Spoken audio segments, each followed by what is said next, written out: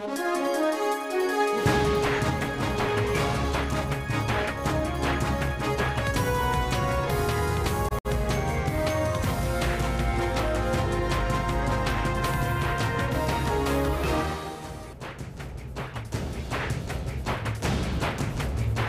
a very good morning to you. Welcome to Newsroom. We're coming to you live from our Auckland Park studios in Johannesburg. I'm Shante Yankees. Standing by with your sports is Kendall Makamate. Very good morning to you, Kendall. It is Wednesday, is it?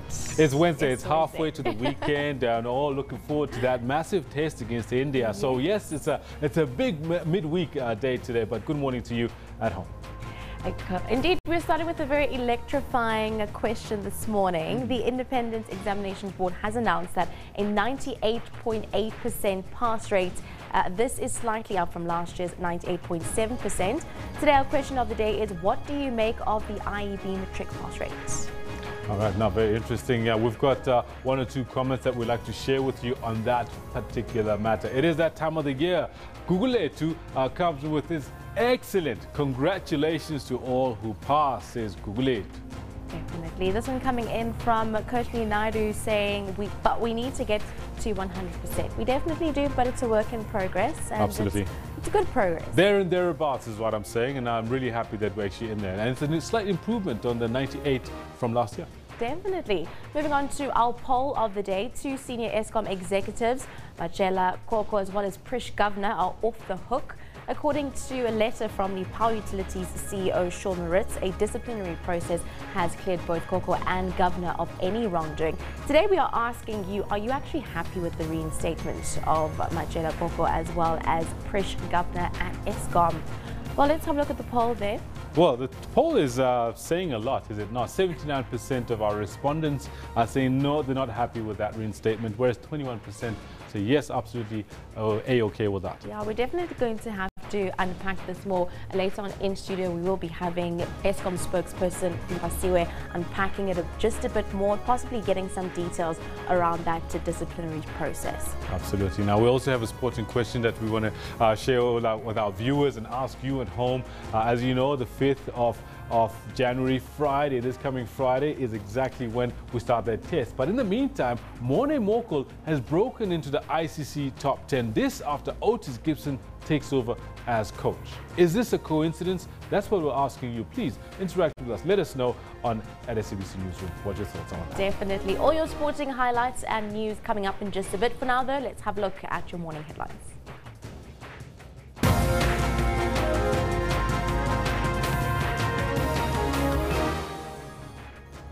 Eskom executives Matriculant and Prish Governor get off the hook.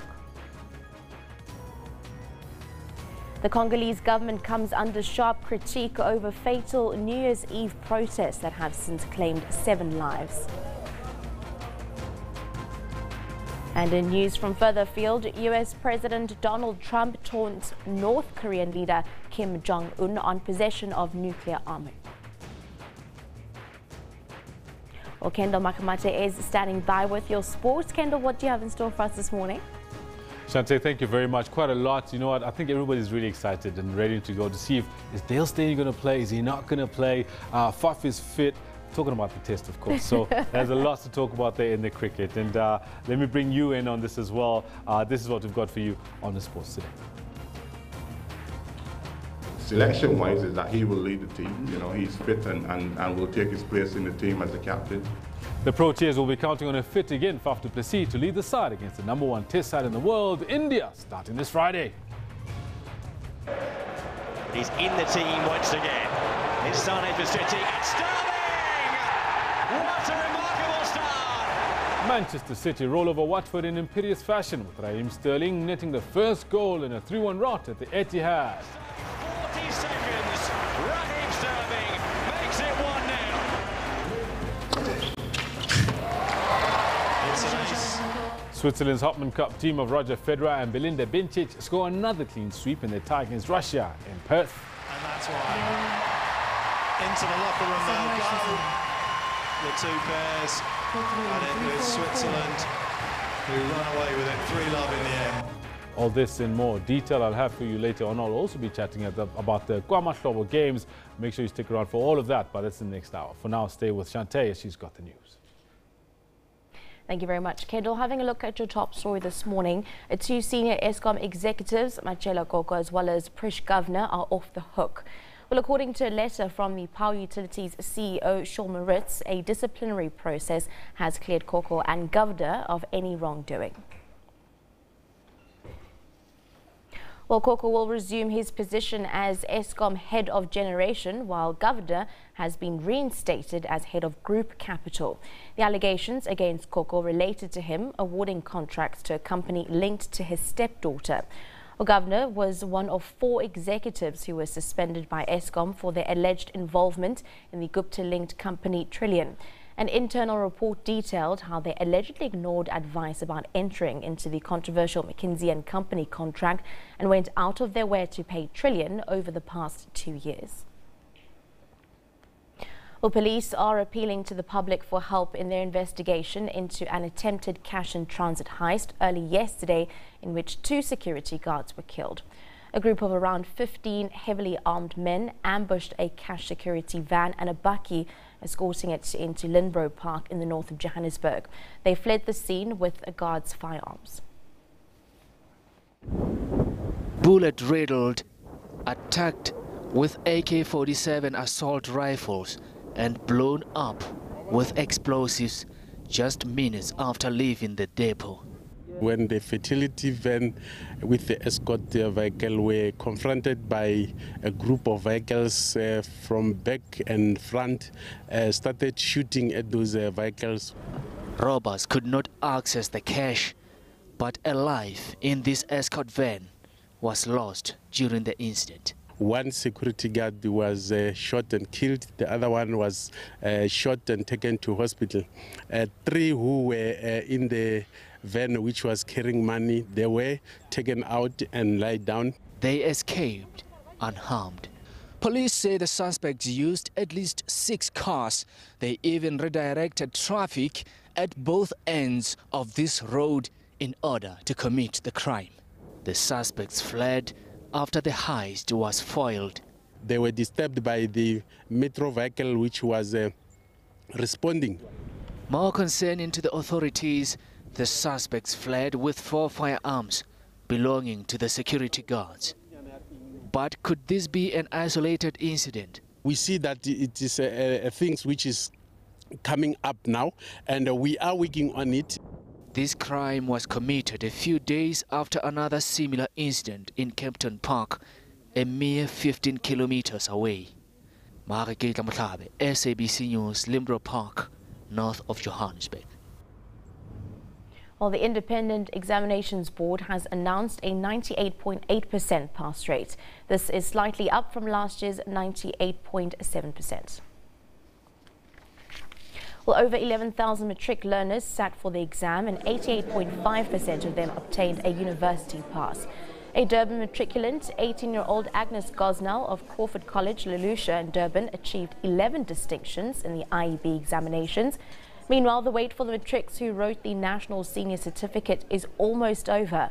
The pass rate of the Department of Basic Education schools will be announced tomorrow, and the results will be published on Friday. Well, 2017 was a challenging year for education officials in KZN. Throughout the year, teacher unions raised burning issues that had the potential of affecting the quality of teaching and learning. Let's take a look at some of the challenges. Late last year, thousands of South African Democratic Teachers Union members took to the streets of Durban to voice their grievances. The issue?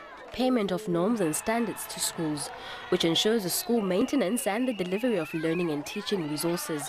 The union convened a meeting with over 500 principals to address the issue. Some principals revealed that they did not even have paper to print out examination papers. I must say that we're happy because after the engagements that we had with the Department of Education, especially the pressure that started to exert through the march that we had on the 13th of October, we saw some improvements. There was delivery. I mean, the HOD then started to pay the norms and standards to schools. The redeployment of teachers due to low learner enrollment also came under the spotlight. SATU came out strongly against this, saying it only brought instability to the learning system. We are very excited that as we get into this new year, 2018, indeed, we engaged successfully. We are not going to see any movement of teachers, yearly movement of teachers now. And it is a victory to this union because we engaged extensively such that we signed collective agreement number 1 of 2017 at the level of the Provincial Education Labour Relations Council. Over 130 schools, including 57 high schools across the province, were severely affected by floods. The storm hit at a time when matriculants were preparing for their final exams. Umlazi Comtech was one of the schools mostly affected. Dormitory roofs had been ripped off and debris scattered all over the ground. But this did not deter learners from focusing on work ahead. The floods disrupted us a lot because we were sent home, but as grade 12s, we had to put that aside and focus because we knew we were going to write those exams come hell or high water. We are hoping for the best, we're going to do well, and we are going to get 100% pass of our school. The damage caused by the floods affected exam venues. Education authorities had to move swiftly and arrange alternative venues for matriculants who were affected. Matric results are due to be released this week. KZN's class of 2016 achieved a 66.4% matric pass rate, up from 60.7% in 2015.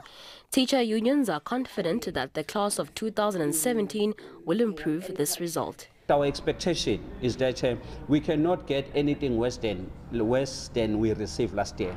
We are expecting the province of KwaZulu-Natal to rise as a result because the vast majority of matriculants, they come from the province of KwaZulu-Natal. I'm so confident that even the results of 2016, amid the challenges that we had, are going to improve. As a union leader, as a provincial secretary, understanding the teachers, the work that they were doing, their commitment, working over holidays and doing everything extraordinary without any compensation, I'm so confident that we are going to get nothing less than 70% as this province. The Department of Education in KwaZulu-Natal will know on Friday whether programs put in place to improve the province's pass rate were effective or not. Kesandra Zungu, SABC News, Durban. Well, efforts are underway to avoid incidents at universities ahead of the start of the academic year. Universities South Africa, which represents 23 universities around the country, has reminded students that the institutions will not allow walk-in registrations. Well, these were stopped after a stampede in 2012. This concerns follows President Jacob Zuma's announcement last month of free education for all those students whose joint family income is less than 350,000 rand per year. Well, that was followed by a call from EFF leader Julius Malema for prospective students who couldn't afford university fees to the past to report to the academic institution of their choice this year.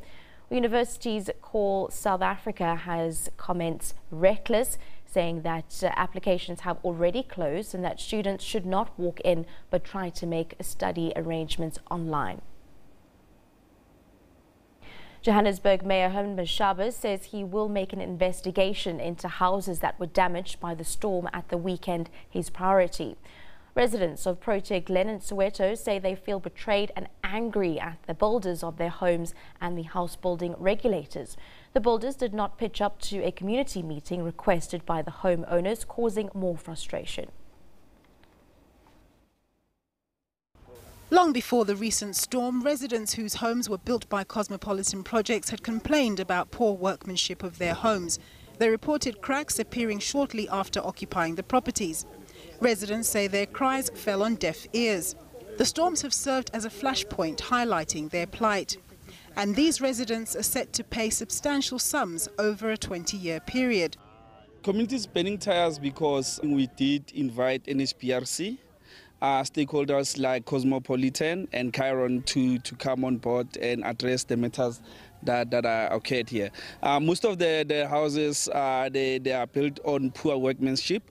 which they result to cracks and leakage on the ceilings due to geysers. The question arises as to whether the buildings regulator, the National Home Builders Registration Council, was sleeping on the job and neglected to detect structural deficiencies in advance. Having a look at the extent of the damage, we are quite concerned. Our teams are on the ground to look at and assess the extent of the damage and causes of the damage. And based on that outcome, we'll be able to establish who is responsible or who should be compensating residents for the damage, if so. Residents want the NHBRC to determine for the complete overhaul of their buildings, as they believe the vast majority of them are in fact death traps. Nompumelo Siziba, SABC News, Johannesburg. And finally, young and old have lined the streets to witness one of Cape Town's biggest events on the social calendar. The Cape Town Street Parade, or Tweede Nuwe Jaar, is said to have drawn between 60 and 100,000 people this year. Adorned in their true colours for 2018, they've painted the city streets in a tradition that dates back to the times of slavery at the Cape. The 2nd of January being the day slaves were given time off work. Over 60,000 minstrels are keeping spectators enthralled. A feast with its vibrant colours, festivities and harmonious music. It's a cultural spectacular sure to catch the attention of both locals and tourists. Well, you must have passion for it, it's one, and you must have the love for it. And you must born with it, in other words. You can't just come in and be a minstrel, it is something that is in your blood. Organisers say this year's event, which came at a cost of close to 5 million rand, includes a host of on-stage entertainment aimed at transforming the event into a global and inclusive parade. It's been one massive effort by a big team of committed people who recognize the significance of this event, not only personally, but also for the broader community of Cape Town, particularly the people of the Cape Flats. Revellers have come out in their numbers to experience the culturally colourful event, with some camping out for days in advance to secure front row seats. We would like to come here. It's a nice day for the kids. You bring the kids to enjoy you here. I'm coming every year. I like to come. I'm 91, you know. Yes, is 'n vreugde. Ons is traditional. We must come. Moving to the sounds of banjos and gumas and sparkling in their satin suits, the minstrels are only too eager to continue the age-old tradition of the Cape. Vanessa Puna, SABC News, Cape Town. Well, the influential Roman Catholic Archbishop of Kinshasa has sharply critiqued the Congolese government over the suppression of opposition protests on New Year's Eve. At least 7 people were killed as police used live bullets to break up rallies organized by Catholic activists. Archbishop Laurent Mosengwo Pansinwa has described the police action as barbaric. Deadly clashes broke out in the Congo on Sunday after protests erupted following the president's refusal to step down. According to Human Rights Watch, 2 men were shot dead by Congolese security forces. But a police spokesman denies live fire was used during the demonstrations. A human rights activist estimates that 75 people were also arrested during the unrest. The protests broke out after Catholic activists called for them, following a delay in elections promised a year ago by President Joseph Kabila. The vote has now been postponed until December 2018. The delay fuels suspicions that Kabila will try to stay in power by removing constitutional term limits that forbid him from running again. Fears are now rising that the country will slide back into the kind of civil war that killed millions at the turn of the century. Well, US President Donald Trump is at it once again. He has taunted North Korea's leader Kim Jong-un about the size of his nuclear arsenal. Well, Trump says he has what he termed much bigger and much more powerful nuclear button than the North Korean leader. His message comes after Kim used his annual New Year address to warn he has a nuclear button on his table. Well, Trump's tweet reads, "Will someone from his depleted and food-starved regime please inform him that I too have a nuclear button, but it is much bigger and more powerful one than his, and my button works." Staying with international news, Iran's supreme leader has broken his silence after 6 days of anti-government protests across the country. Ayatollah Ali Khamenei said on state television that Iran's foreign enemies were behind the unrest, which has claimed up to 21 lives. The protests began in Iran's second city, Mashhad, and quickly spread to become the biggest challenge to the Islamic regime since mass demonstrations in 2009. Washington says the Iranian authorities' allegations that outside forces have orchestrated the anti-government protests are ridiculous. The American ambassador to the UN, Nikki Haley, has described the allegations as completely unfounded. Well, President Donald Trump has threatened to cut U.S. aid to the Palestinians, which is currently worth more than $300 million a year. Meanwhile, Pakistanis have staged a protest in the southern city of Karachi, condemning Trump's earlier tweet about what he called Pakistan's lies and deceit. On Monday, Trump said the United States had been foolish to hand Pakistan more than $33 billion in aid over the past 15 years and had been rewarded with that, what he said, with nothing but lies and deceit. Let's have a look at our social media. We'll start with our picture of the day. This one comes in from Guy Redman at Guy_Redman2 on Twitter. This should be on everybody's bucket list. Amazing, an experience like no other. Hashtag Twitter Nivea. Of course, we do know that parade takes place every single year at the beginning of the year. And this year it said that between 60 and 100,000 people were in attendance for that day of colour and kaleidoscope. Well, the comment of the day comes from Imani at Tabiso_V8 on Twitter. If someone fails, don't laugh. We're building a nation. Hashtag Matric results 2017. Of course, we do know that they have increased 0.1 percentage points from last year. And it's true, if you have not failed, there's always a second chance to try again. Let's have a look at our courts today, and what's making headlines will start in the Western Cape province, where the bail application of 5 alleged Underworld gangsters are expected to continue in the Cape Town Magistrates Court. Well, in his testimony, Colonel Charles Kinar says that alleged gangs forced various nightclubs in Long Street in the Cape Town city centre to pay 1,600 Rand so-called protection fee, even though the various businesses have their own security on their premises. Well, earlier, Kinyar said that the gangs seemingly had senior police protection, as he had been ordered to release them with their firearms shortly after he arrested them. Well, the 5 suspects were arrested earlier last month on charges of extortion and intimidation following incidents at various nightclubs in Cape Town city centre, Greenpoint, Tableview and Worcester. We will be keeping you updated on this as well as other court cases. For now, though, let's take a short break. Do stay tuned to Newsroom.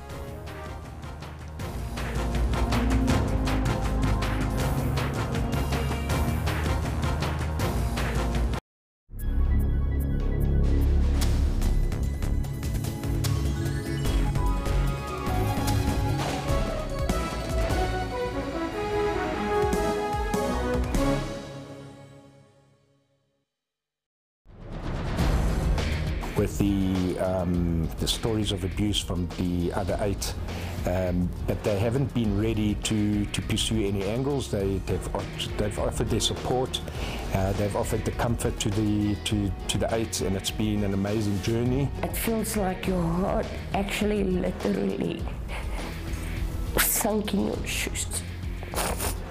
It wasn't a long encounter. I think at the time I froze. The way the criminal justice system deals with sexual violence is problematic. And I don't know, unless there's a fundamental change in many things, the way prosecutors deal with the victim in the matter. For all investigative insights, stay tuned to Special Assignment every Saturday at 17:30.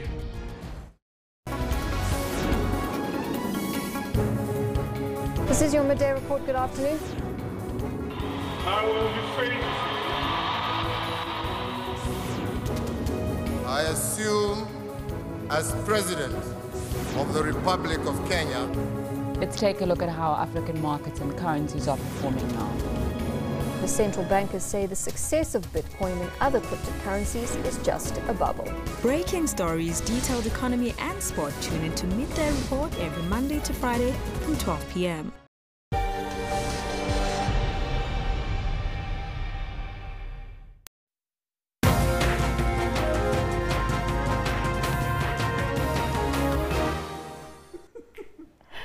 Welcome back. Well, as the country braces itself for the 2017 Matric results, the top performing schools in the province are also hoping to repeat their successes. One such is St. John's College in Mthatha in the Eastern Cape.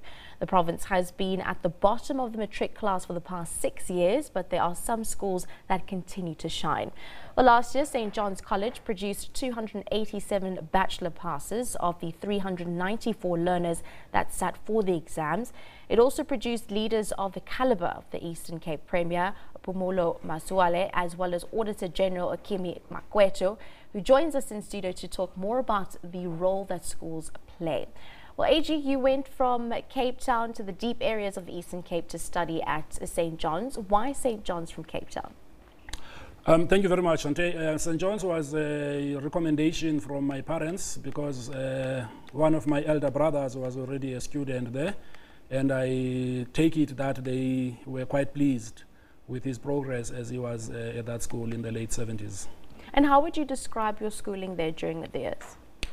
Well, St. John's was quite a unique school. It was one of those schools where when you arrive in your grade 10, all of you were taken to the paces and you had to be part of the top 20 students in all of the grade 10 classes, whereby you all qualified for a government bursary to finish off all your high school after you have been in the top 20 of the school. So in that way, there was quite a healthy competition that prevailed throughout the school for the rest of the 3 years up to Matric. So it was quite a good school in that context, in that if you look around the country, in all of the provinces, you'll find people in the medical field, not only doctors, but also related disciplines. You'll find people in the engineering, in law, in education, and all sorts who are part of the economy in South Africa as we speak today. You've mentioned the Premier of the Eastern Cape among those. But I'm sure it will be difficult to do a roll call of all of them because it was that kind of a school. Now, another interesting point is that the Maths and Science School has been giving the country rare skills competing with former Model Cs in private schools. But is there a concern that the demand to study there is far greater that they can actually take, considering that the school was founded in 1879? We recently had an interaction as the alumni of St. John's in October here in Johannesburg, and we invited the school, including the principal and the staff. Among the things they shared with us was clearly what you are referring to, the infrastructure that they need to expand because they've got demand for students who want to go to St. John's. As you say, at St. John's, from what I remember as well as what happens now, most people are maths and science students, and they do it almost without exception. So that's a school that is quite attractive in the sense that you don't only have students that are doing well or students that have got aspirations, but you also have a teaching community in that school that also has aspirations to achieve things, not only for them, but also for the students. But again, facilities will continue to be a constraint. As they have said, they are constrained by a number of issues as far as infrastructure is concerned. But the learning, from what we have seen, continues, even on the same or even higher pace than you had in the years that we were there. One of the examples, for example, I attended one of the annual prize giving events, and the students who were doing grade 12 had to declare their pledge for the year that they were going to write Matric. And their pledge was a pledge that was canvassed among all of the grade 12s. And guess what? They all announced that their target for that year was 100% pass for bachelor degree admission. Of course, they got somewhere in the late 90s in terms of the actual percentage, but you can see the kind of effort that goes into the learning in a school like that. Now, apart from the infrastructure facilities being a constraint, what do you think are some of the other challenges? Well, the biggest one, I guess, is the level of demand that grows every year for places in the school. Obviously, it comes with infrastructure requirements, it comes with teacher requirements. But I guess they have woken up to the fact that you cannot keep the school in the same level that it was some 130, 40 years ago. And I think they are yearning for expansion because they consider the fact that with technological advancement and other things that have happened over the years, they want to be positioned in that way so that they can be able to deliver material using technology to assist them in events where they are not able to attract all of the teachers they might desire. What do you think are one of the key characteristics that identifies as for St. John's as being one of those schools that people want to get into? You know, Shante, the other day, as I said, I went for the prize giving. It's probably 2 or 3 times that I've gone there in the last couple of years. You walk into a school and everybody looks the same. They look the same? In the sense that they all wearing school uniform. Okay. There's nobody who's wearing a brown shirt and yellow shoes and that type of stuff. So that's the starting point, because you can already identify here that there's a common purpose. Okay. The interaction that happens between the students and the teachers also reflects that common purpose, because everything they do, every effort they put into the learning program is about enriching the experience of the students. There are not many schools that you get that. All of them know for a fact that there are specific things they need to do during the year for them to be successful. And I think when they look at the people that have come before them, they can already see that there is evidence of bigger things to come in the future if they stay the course. Do you then feel that that makes an all-rounding difference in the actual performance of the child? Well, that's part of it. I guess the education authorities would also be expected to come to the party, because if the education authorities sit on their laurels in Bisho and they don't do what is expected to enhance the ability of the school to deliver, then those internal efforts in the school will fall apart. But the most other important part of it as well is the level of involvement of the parents. When you go to a prize-giving event at St. John's, you're not just addressing the learners in isolation. You've got the parents involved. But most importantly, parents that went to St. John's have also decided over the years to send their children to St. John's as a way of demonstrating the resonance with what St. John's has to offer. So it's a multiplicity of issues that come together to produce the kind of students that you find in that school. And of course, they also have a mechanism to track them. If you go to the St. John's website, you will see that they got a mechanism to track who went where over which years and where are they now. Things like you'll find people in electronic engineering at VETS or at UCT or in the medical sciences at Natal or any one of these faculties throughout the country. St. John's is able to track where their alumni are in a way to keep in touch with them, so that when they're looking for speakers as well as to pull together certain events, they don't look outside of their own alumni. They look within their alumni to draw that inspiration that comes back to the school over the years. Now, going back to the issue surrounding infrastructure, do you then think that this is a school that the Department of Education should be investing in more? One of those, absolutely, absolutely. Because if you've got accommodation for 400, you cannot accommodate 500 in terms of the residences. And if you've got 20 teachers, you cannot have an additional 150 students because you are going to bottleneck the system. So they are trying hard, but I think Education Department will certainly come in handy to give them the necessary support. Not only them, but I think they are one of those schools that you could refer to as one of the centers of excellence in South Africa, which is a public school. It's not a privately funded school. It is a school that attracts students from the rural areas of the Eastern Cape generally. So it's not people who are coming from the bright lights of Johannesburg with all sorts of nice things that they have, but it's people who are really gearing up to get them real benefit from education because they realize that it has done things for others. Now lastly, AG, what is your message to matriculants that are awaiting for the results to come out? Well, I guess mine would be to say, you know, life is tough in the tropics, but the weather is fine. Well, indeed, we'll just have to wait and see. Thank you very much for joining us here in studio. Of course, that was South Africa's Auditor General Ukemi Makwetu on the importance of education as well as his experiences at St. John's. Thank you very much for joining us this morning. Thanks very much, Andy. For now, though, let's take a short break. Do stay tuned to Newsroom.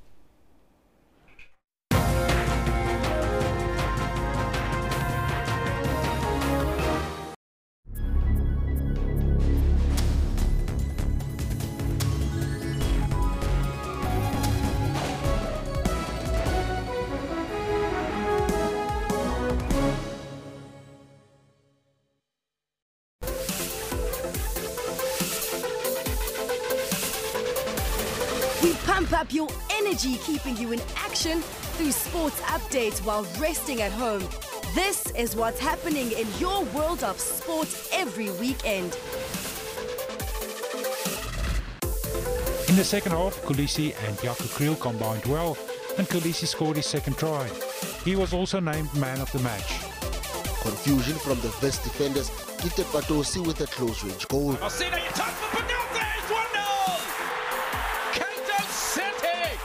In the 10th round, he pinned a visibly fatigued McGregor on the ropes and hammered the Irishman before the referee stepped in to stop the bout. He's a tough competitor. He's a lot more experienced, especially in the layout. Keep it locked on Sports Live every Saturday and Sunday at 20:30.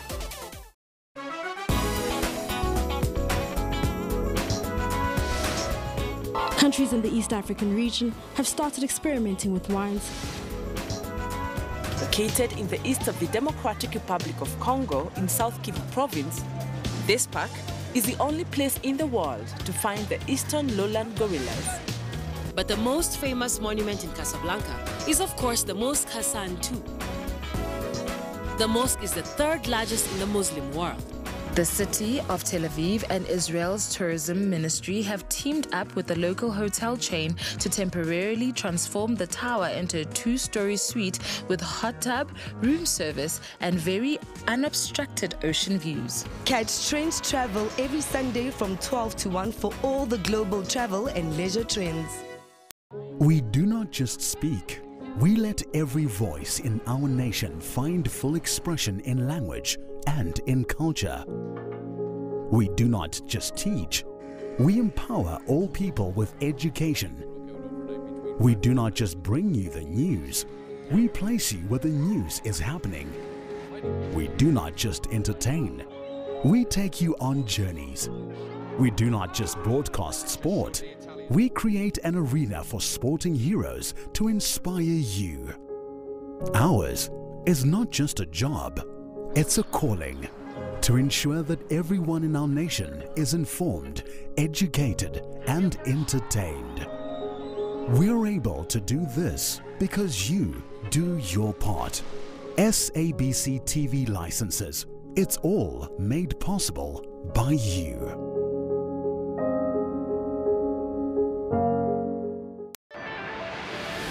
Violence against women, it also talks to such behavior where teachers, instead of educating kids and give them dignity, they strip them of their dignity. The First Lady. The First Lady, her action, it's just unacceptable. I must say that it cannot be condoned. If I had it my way, I would say we had to act and make sure that he goes to jail. This scourge is not ceasing. The angry people, the intolerant, it's so huge. So then the scourge finds itself within that particular environment. You cannot say that it's a standalone. It's influenced by social ills, economic challenges. Join me in Port Sedu live every Monday to Thursday at 17:30.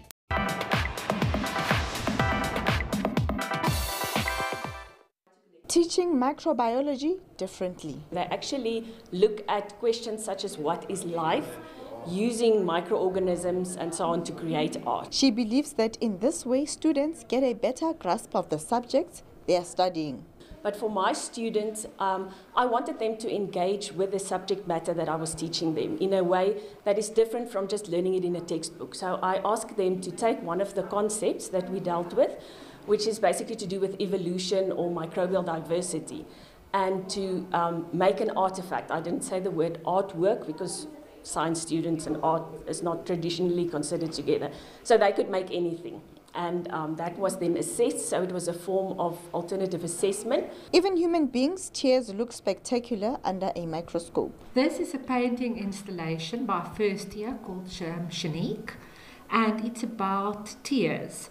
And they say that if you cry or if you're cross, the tears look different. Or if you cry out of pain, the tears under a microscope will look different. Bio-art has also been found in rock engravings at Drieskop Island in the Northern Cape. Balisa Mweti, SABC News, Bloemfontein.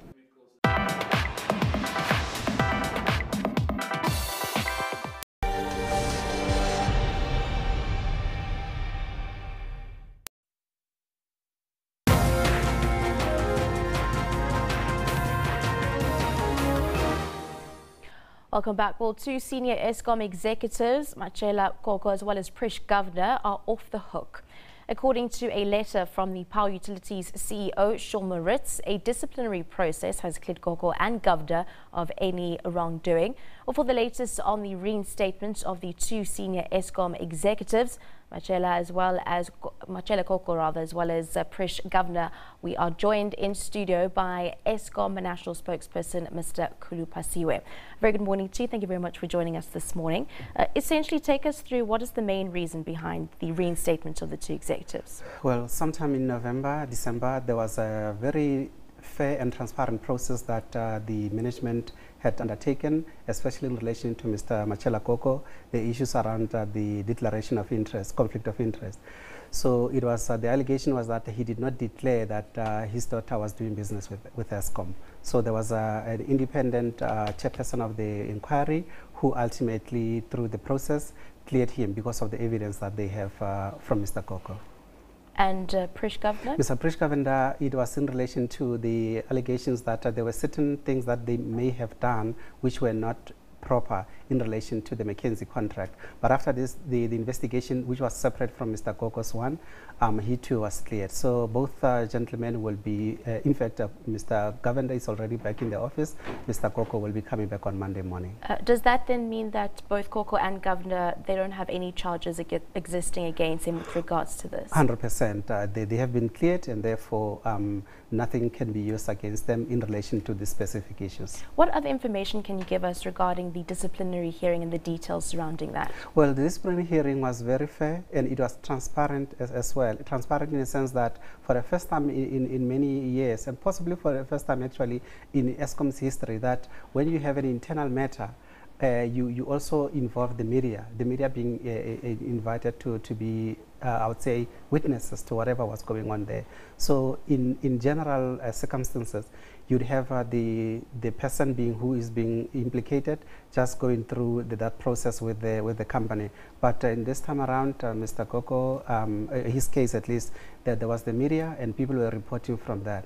So it was a transparent process, and we're hoping that everyone will now be happy with how the whole thing has been carried out. Now, what happens about the internal report in which it detailed how the two allegedly ignored advice about entering into that controversial McKinsey & Company contract? Well, the whole process so far, I would say the first part of it has been completed, which is the internal part of it. But remember, there's a parliamentary inquiry which has been, for now at least, has taken a pause because of the summer holidays. In due course, they will start again in Parliament, where they will be continuing where they left off. Mr. Koko and many others will be called in to give their evidence on these specific matters and others. Because remember, the internal inquiry was very specific. It was narrowing down specifically on the issues of conflict of interest. The parliamentary inquiry is wide. It's including other issues. So the issues that may have not been adequately covered in the internal inquiry will be covered in the parliamentary inquiry. But then why would they be cleared before the parliament inquiry? These were separate processes. Eskom, remember, the Eskom inquiry started long before the parliamentary inquiry started. So because there were allegations circling around Mr. Koko and other individuals, management of Eskom, especially the board, had to do something. So they started their own inquiry. During that process, it's only then that we also heard that Parliament was also starting their own. Okay, Mr. Pasiwe, we have been conducting a poll today at the beginning of Newsroom. Let's have a look at what South Africans are saying with regards to the poll. These are some of the tweet responses. Of course, this is the poll. Are you happy with the reinstatement of Majela and Koko and Prish governor at Eskom? Well, we don't have tweets, but we have conducted our poll. 28% of people are saying yes, 72% rather of people are saying no. What are your views on that to the viewers and what they're saying with regards to the outcome? Well, we do respect their views. Everyone has their views and it's their opinion. So some of the things possibly are because people do not have all the necessary background information, but we do respect that they have different views from ours. And now, what is your outlook for 2018, specifically knowing that NERSA has granted an increase, even though it's not the increase essentially that you possibly were looking for?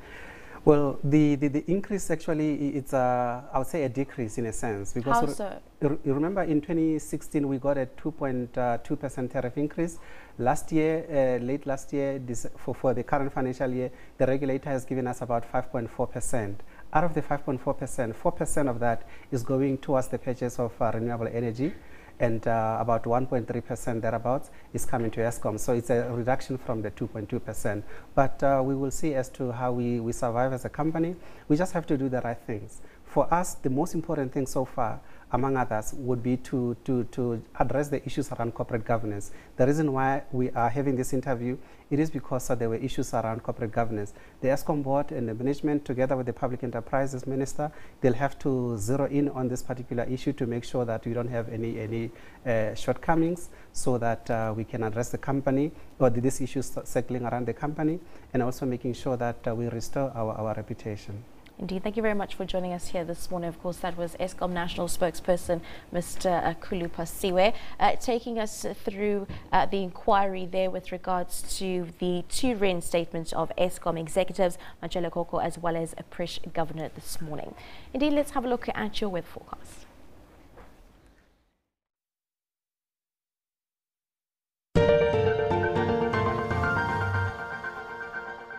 Thanks very much and warm welcome. And let's take a look at your African weather. We'll start off with our satellite image where we're seeing lots of moisture over the interior, but over the northeastern parts of Madagascar, we have a well-developed low-pressure system bringing in lots of rainfall over those regions. Moving to South Africa, still expecting clear skies over most parts, but a development can be expected over the northeastern parts of South Africa with a high-pressure system reaching in along the coastal regions, resulting to clear skies over most parts. Over the interior, we still expect clear skies going to the Northern Cape with hot temperatures, but the central interior, we're still seeing something heavy over DRC. Severe thunderstorms can be expected, and that low pressure system sitting over the northeastern parts of Madagascar overnight will bring up to 80% chance of thunder showers in South Africa. That high pressure system dominating, not bringing us any rainfall, but clear skies for most parts with very hot temperatures expected for today going to tomorrow. In the central interior, again, up to 60% chance of thunder showers. We do have a warning of high fire danger over the interior of Northern Cape going to the Western Cape. Please do not start any unnecessary fires. If you do see any of those fires, do report to your authorities. A maximum of 27 in Polokwane, 30 Pretoria, 31 for Bloemfontein, Cape Town at a maximum of 33, Uppington and 37. 27 is your maximum in Port Elizabeth and partly cloudy skies. Springbok sitting at 37. Windhoek, we are expecting sunny skies at 33 with Gaborone but partly cloudy in Botswana. Harare, 30% chance of showers. Maputo at a maximum of 27 degrees. Mahajanga at 30. Fiaranzo 25 with 30% chance of thunder showers. Moving to the eastern side, we're still expecting isolated thunder showers over most parts. Take a look at Lusaka at 26. If you will be in Dar es Salaam, a maximum of 34. Mombasa at 33. Nairobi will sit at a maximum of 26. Going to the western side, drizzle expected in Point Noel, Luanda at 29. Kinshasa at 31 and Brazzaville, Bangui sunny with a maximum of 36. 31 for Yaoundé. Clear skies over the Sahara Desert and the southern parts. We are expecting isolated thunder showers going to the north coastal regions for today and tomorrow. And we're still expecting 30% chance of showers in Cairo, but the Sahara Desert will remain clear. Temperatures 22 for Sana'a and 31 in Mogadishu. Khartoum sitting at 27 and Massawa, but Massawa will be partly cloudy for today. Damascus 17, 30% chance of showers. Cold in Tehran at a maximum of 12 degrees. Port of Sudan sitting at 26 and 21 in Cairo for today. Remember, in Cairo tomorrow we are expecting 30% chance of showers. Algiers at 18 and 19 in Tunis. If you will be in Benghazi, 15 is your maximum. Las Palmas sitting at a maximum of 21 degrees. Going to Bamako, partly cloudy skies, and in Niamey as well, but N'Djamena will be sunny at 29. Nigeria, Lagos sunny at 31. Moving to the interior, clear skies can be expected. Abidjan at 29 and Monrovia with 30% chance of showers. Conakry sitting at a maximum of 31. If you will be in Dakar, Senegal, a maximum of 28 is expected. And that is all from the weather desk. Ndawiyando.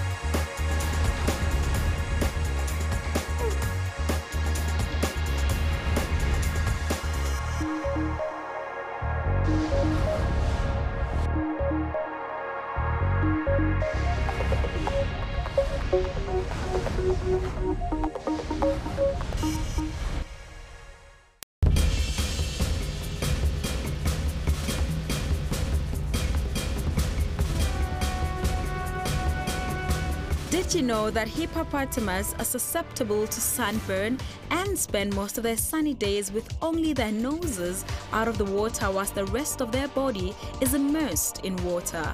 Their noses have special flaps that close when submerged and can stay underwater for 25 minutes. The hippopotamus is the third largest living land mammal after the elephant and the white rhino. The hippo is 13 feet long and up to 5 feet tall, and the female weighs up to 655 kilograms. The hippopotamus is a grazer, eats up to 40 kilograms of grass at night, and it has a life expectancy of only 50 years.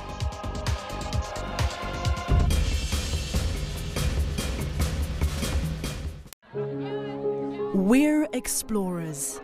We always have been.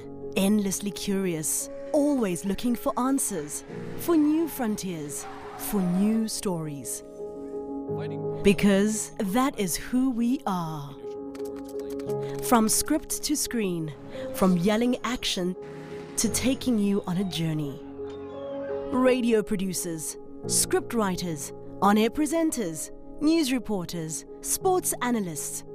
We spend late nights creating captivating storylines and earlier mornings keeping you informed, educated, and entertained. For us, it's not a job, it's a calling. We do this and more because you do your part. SABC TV licenses, made possible by you.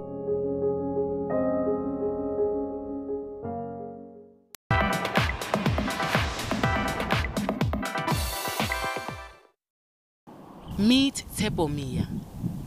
In 2012, when he was just 17 years old, he got arrested.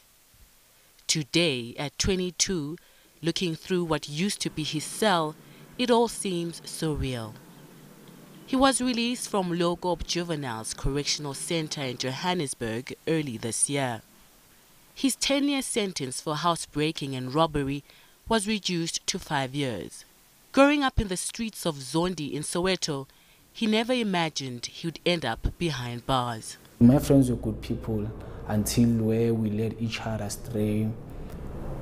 We influence each other with bad habits like smoking. We started smoking benzene, glue. Then it continued, drank alcohol, and all this other stuff, like going partying and everything. Then it escalated. I didn't have anything to smoke, like I was already hooked into Nyaope. So I didn't have nothing to smoke, and my friends all were turning their backs on me. They didn't want to give me some smoke and everything, because you'll have to hustle, meant for himself, because now, it's other habit.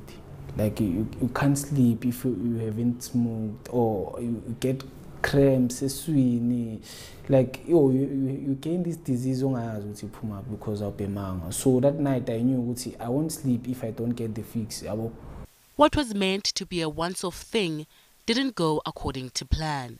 Already next door is I'm respawn, and then because I'm scared, I couldn't find a proper place for me to hide. I just climbed a tree, like on that yard. There's maybe a garden, so there's a big tree. I climbed that tree up and stayed there until I got arrested.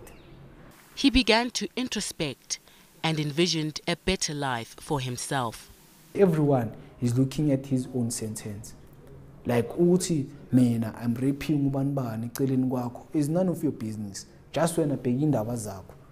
Because you can also fall a victim if you want to stand up for that person. Today, the sky is the limit for Tshepo. At the current moment, I'm not working. I'm still working on how to compile my own book, like an inspirational book, or maybe take a movement in motivating the schools, the youth. In his neighborhood, where he spent most of his childhood, still lives his sister.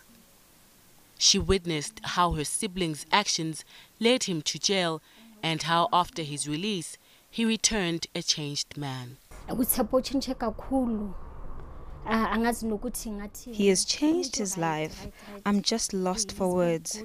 He's dedicated his life to God. Nonzo Dlamini for Morning Live in Johannesburg.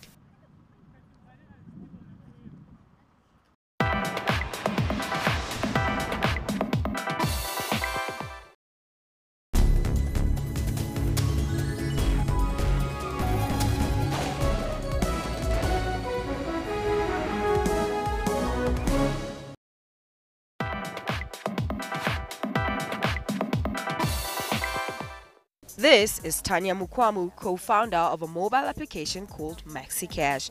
The app is aimed at helping African expatriates send money home. When one thinks of sending money home, it could be peer-to-peer cash transfers, or it could be buying airtime or paying for school fees or hospital bills. So the list really expands. So it was just making that process a lot easier for African expats, bearing in mind that they have such high fees, going through your traditional agencies and so forth. So we just thought that, that money could be routed to better use.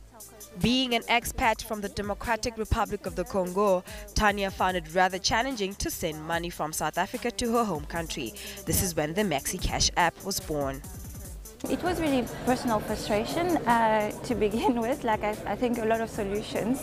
I'm an expert myself. I'm originally from the DRC, so I've had that experience of sending money to my parents or anyone I support back home, and having to leave work and take time off, and there's so much paperwork, and often you don't have the right papers. I've been robbed, believe it or not, with all the with cash on me. So it was really just my own experience, and through studies, obviously, I noticed that a lot of African experts and others experience the same issues.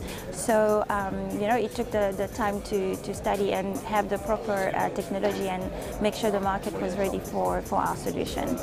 Because of South Africa's functional banking infrastructure, mobile money services such as Kenya's M-Pesa rarely survive. What makes MaxiCash different from these? The app is available for download on Google Play and your Apple Store.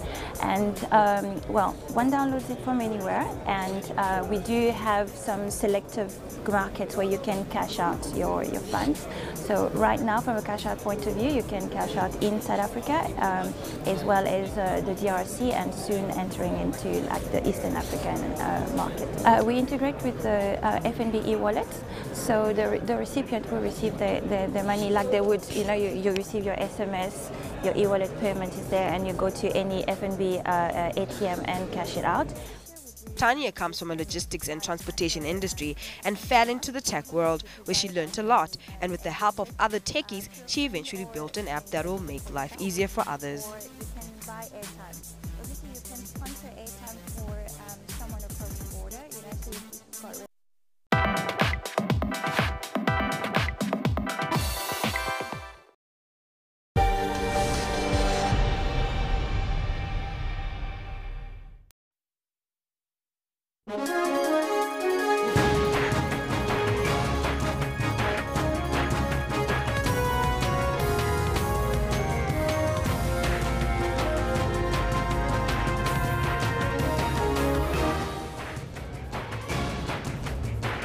Very good morning to you. Welcome to Newsroom. We're coming to you live from our Auckland Park studios in Johannesburg. I'm Shante Yankees. Thank you very much for joining us this morning. Saying bye with your sports is Kendo Makawata. I was just telling Kendo, pull your stomach in all the December evening. That was meant to stay off air, Shante. That was meant to stay off air. Good morning to you. It's really good to be with you. We've got lots to cover for you in the sports today. Definitely. Today we start with our question of the day. The Independent Examinations Board has announced a 98.8% pass rate. Well, this is slightly up from last year's 98.7%. And of course, our question of the day is, what then do you make of the IEB Matric pass rates? Let's have a look at what Twitterville is saying today. Yeah, it's one of my favorite things to do at the beginning of the year, talk about pass rates, positive pass rates. Percy Prince says standards and pass marks have been dropped to facilitate the increase in higher education and entries. Hence, education is free, apparently. Oh, my word. OMW, you got that, oh my word. Oh, yes. Having a look at the other one coming from Tom Lambo, proud of their achievement, well done. Matric results 2017. Well, at least it's not a decrease, it's a 0.1% increase. But South Africans are really hard to please, aren't they? They really are. I saw another tweet earlier on saying we need 100%. Yes, we do. We all aim for 100%, yes. But it's a work in progress. Let's have a look at our poll today. Well, two senior Eskom executives, Ajela Koko as well as the Prish governor, are off the hook. According to a letter from the Power Utilities CEO, Shulman Ritz, a disciplinary process has cleared Koko and governor of any wrongdoing. Our poll today, we are asking, are you happy with the reinstatement of Koko as well as governor at Eskom? Of course, we were speaking to Eskom CEO, or rather spokesperson, Kulipa Siwe, giving his comments there as to why the disciplinary process went the way that it did and before the parliamentary inquiry. So it's going to be interesting to see how that plays out. But let's have a look at some of the tweets on what you guys view of this. Ajela Koko should be investigated. If found guilty, he must be arrested. I don't trust him. We might be in crisis. Yeah, there's Lechasa not mincing his words. Atini says his opinion is 100% no. And more in line with what we had in our poll, 72% of our pollsters were saying that they're not happy with those reinstatements at all. And that was the main thing. Why before the parliamentary inquiry? Well, we'll just have to wait and see how that pans out. Something else we're going to be waiting and seeing is our sports for the year. Absolutely. Absolutely. We're talking cricket. We're 2 days away from it. But you know what? Otis Gibson takes over as Proteas coach. Then Morne Morkel suddenly breaks back into the ICC top 10 bowlers. Is this a coincidence? Is it a coincidence? I don't think so. I really don't think so. Let's see what you're saying to us on social media. Mandla says, I think he has done for Morne what all the other coaches could not do, and that was not to ignore his problem with bowling short balls all the time. That is coming in from Mandla. I'm telling you, he will be unplayable bowling Fuller with his height. Man, Mandla Sambo is on point right there. Lechasa comes in with...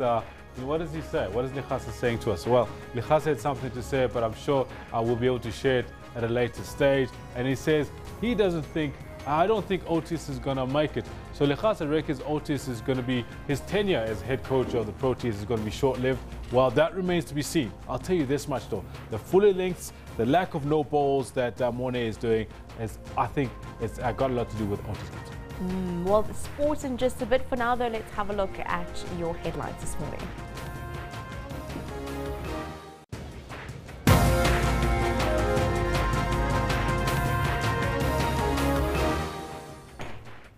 Eskom executives Machela Koko and Prish Governor are off the hook. The Congolese government comes under sharp critique over the fatal New Year's Eve protests that have since claimed 7 lives. And in news from further afield, US President Donald Trump taunts North Korean leader Kim Jong-un on possession of nuclear armory. Coming up in your sporting highlights, Kendall Makamata takes us through it, of course. Kendall, you were saying you don't think Otis is going to make it.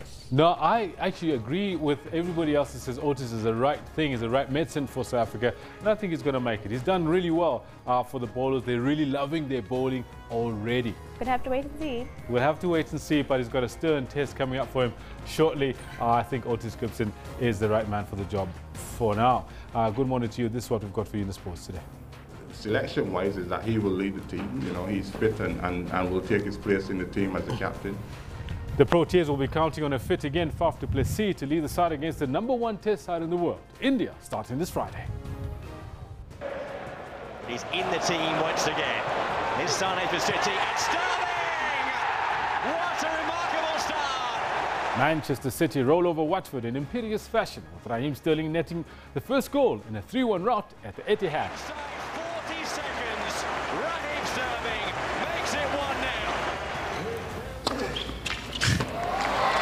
It's an ace. Switzerland's Hopman Cup team of Roger Federer and Belinda Bencic score another clean sweep in their tie against Russia in Perth. And that's why. Into the locker room they'll go. The two pairs. And it was Switzerland who run away with it. We'll also be bringing an update on the matches that happened this morning, as well as a chat about the KwaMahlobo games happening out in Middlelands, Zone 10, a little later in this bulletin.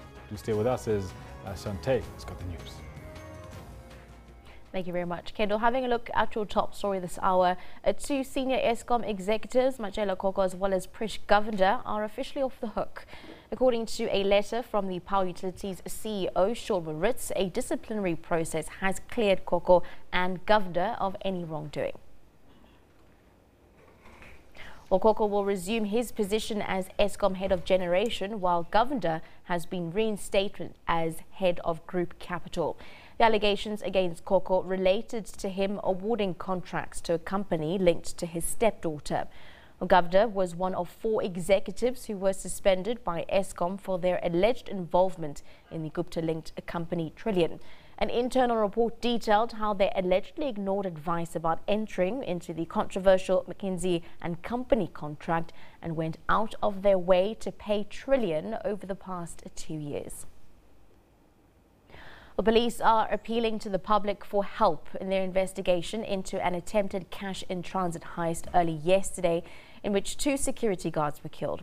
A group of around 15 heavily armed men ambushed a cash security van and a bakkie, escorting it into Lindro Park in the north of Johannesburg. Well, they fled the scene with the guards' firearms. Bullet-riddled, attacked with AK-47 assault rifles and blown up with explosives just minutes after leaving the depot. When the fertility van with the escort vehicle were confronted by a group of vehicles from back and front, started shooting at those vehicles. Robbers could not access the cash, but a life in this escort van was lost during the incident. One security guard was shot and killed. The other one was shot and taken to hospital. 3 who were in the van which was carrying money, they were taken out and laid down. They escaped unharmed. Police say the suspects used at least 6 cars. They even redirected traffic at both ends of this road in order to commit the crime. The suspects fled after the heist was foiled. They were disturbed by the metro vehicle which was responding. More concerning to the authorities, the suspects fled with 4 firearms belonging to the security guards. But could this be an isolated incident? We see that it is things which is coming up now, and we are working on it. This crime was committed a few days after another similar incident in Kempton Park, a mere 15 kilometers away. Matriculant, SABC News, Limro Park, north of Johannesburg. Well, the Independent Examinations Board has announced a 98.8% pass rate. This is slightly up from last year's 98.7%. Over 11,000 matric learners sat for the exam and 88.5% of them obtained a university pass. A Durban matriculant, 18-year-old Agnes Gosnell of Crawford College, Lelusha in Durban, achieved 11 distinctions in the IEB exams. Meanwhile, the wait for matrics who wrote the National Senior Certificate is almost over. The pass rate for the Department of Basic Education schools will be announced tomorrow, and the results will be published on Friday. It's a 0.9% increase, which is not significantly higher. It's slightly higher, and good luck to the students who've been successful this year. What do you think has attributed to the slight growth? Well, I mean, there's always a slight fluctuation from year to year. Certainly not more than a percent or so. I think the good results as a whole are dependent on 3 key issues, namely the students who want to do well, a dedicated teaching community who wants to support them in every way possible so that they can achieve the very best they can, and most importantly, a committed parent body who encourage and support their child through this whole schooling process. Okay, are these results just for the National Senior Certificate or the IEB exams as well?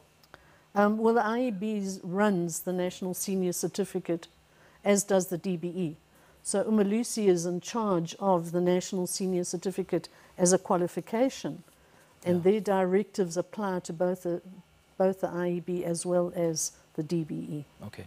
Now, and indulge me on the advanced program courses. The 2017 performance in AP Mathematics does an increase from 87.9% to 92.72%, achieving a pass above 40%.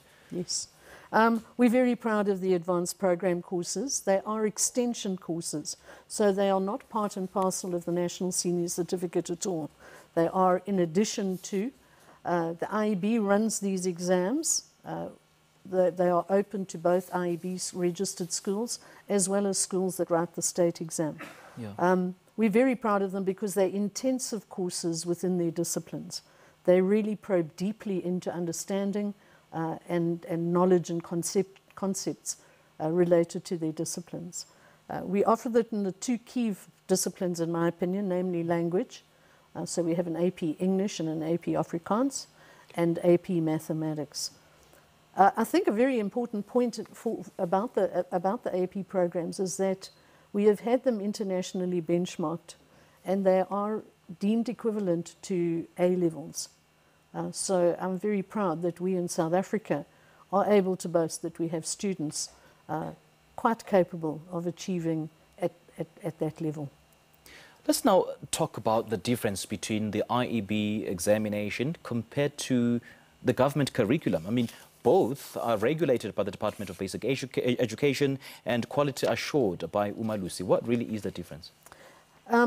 You're absolutely right. There is one qualification, which is the National Senior Certificate, which is overseen, the assessment of that qualification is overseen by Umalusi.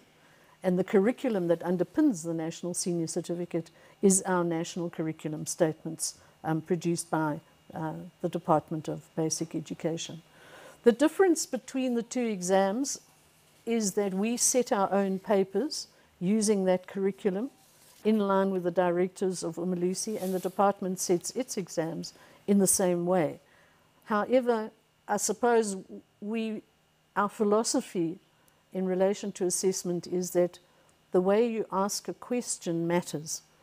So the way I ask a question will either probe your understanding, broaden your understanding, or force you to look at an analysis of information rather than just simply producing the information. We make a point of doing that, and by saying that, I'm not saying that other examining boards in the country don't do that as well. But it is our particular focus, because what we are saying is that the way it's assessed will dictate how the teacher teaches. So if the teacher needs to teach analysis and understanding, because that's what's going to be assessed, then they'll do it. If the assessment is not going to demand analysis or understanding, then they will simply say, learn page 90 to page 110. And when the question comes, you just simply reproduce what's in your notes. So I think it's a nuance that assessment drives teaching. So good assessment will drive good teaching. That's our philosophical basis. So you just mentioned earlier on that the IEB exams are internationally benchmarked, which essentially means that IEC, or rather IEB learners automatically get entry at all the Ivy League and the Oxbridge schools overseas. What is it that the other the examination regulators are not doing right? No, I think the National Senior Certificate is a qualification that is internationally recognized. So whether you do the National Senior Certificate through the IEB or whether you do it through the state or any other assessment body in South Africa, the qualification is recognized. Okay. Where the point you're making comes in is if learners do the advanced programs, those are a different level, if I can put it that way. Okay. They are A level and hence allow better access to some of the international boards. Having said that, the students, South African students, have success in getting into international universities, okay. Particularly, obviously, if they're good performers. All right. Now, briefly, we haven't got much time. Which are the best performing schools and the top student? We don't actually rank students simply because the top student in art and the top student in mathematics, how do you compare their performances? So you'll have some students offering art and others offering science. To try and say this one is better than that one is going to be very difficult because they each have their own specialities. We do have a set of outstanding learners. Amongst the top schools, I'm very pleased to say that many schools within the IEB have commendable learners or outstanding achievers. In other words, it's not dominated by one or other school. Right. 10 years ago that was the case, but it's changed quite dramatically. Right. And we have a really nice spread right around the country. Well, the funeral of celebrated South African playwright, director and theatre producer John Ledwaba is currently underway. Ledwaba's writing credits include Lona Basadi, Street Sisters, Black Dog, Township Boy, as well as Josie Guide. As a performer, he graced stages in England, Sweden, Germany and Ireland. Let's cross now live to the funeral service of John Ledwaba. It is taking place in Diepkloof in Soweto. I have known John from the time he started off with the Creative Youth Association with Matsemela Manaka. Peace be upon him. I have known his ambitious quest to reach the pinnacles of his daunting, unpredictable, and sometimes thankless industry. I've seen him rise and rise. I've seen him fall, faded, and lost. Yet from the seeming oblivion, he would again rise like a phoenix. Now, I have never used the phrase rise like a phoenix before in my lifetime. I never knew what a phoenix is and never bothered to check it.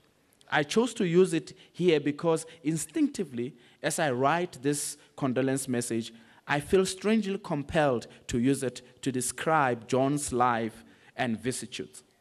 My Google search describes phoenix as a mythical bird of great beauty, which is said to have lived 500 or 600 years in the Arabian wilderness, to burn itself on a funeral pyre, and to rise from its ashes to the freshness of youth and live through another cycle of years. Robalaga Khodzo Pacha.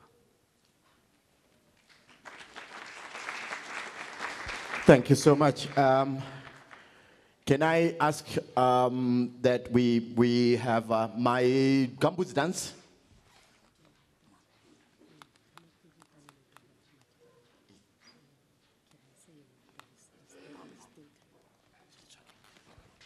Can I have my Gambus dance and then, but those who want to pay tribute, can we just maybe wait for a second until the Gambus dance is done? You're here, my man. No, sorry, he's here, but you can join him. He said to me, I'm here, my man. All right. No, sorry about that, because I thought we're going to need a bigger space. All right, Tony, the stage is yours.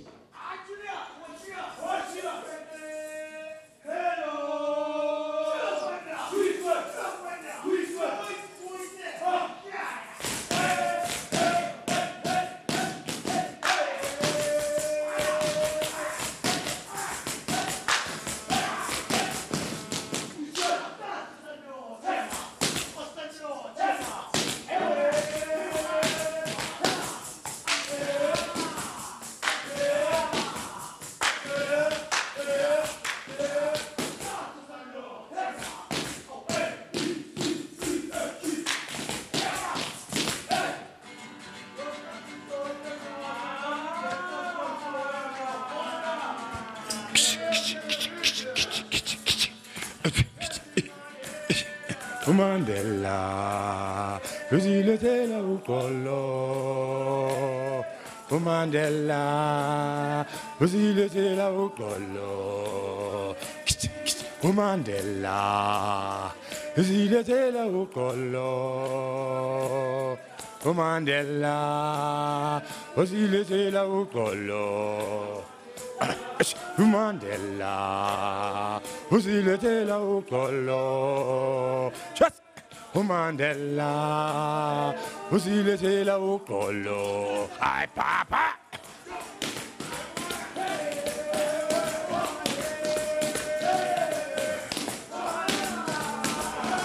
Uziletela uxolo. Mandela, uziletela uxolo. Uziletela uxolo.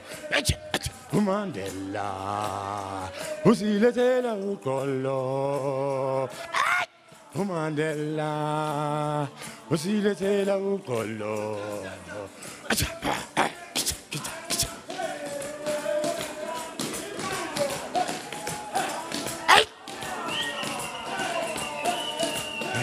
Uziletela uxolo.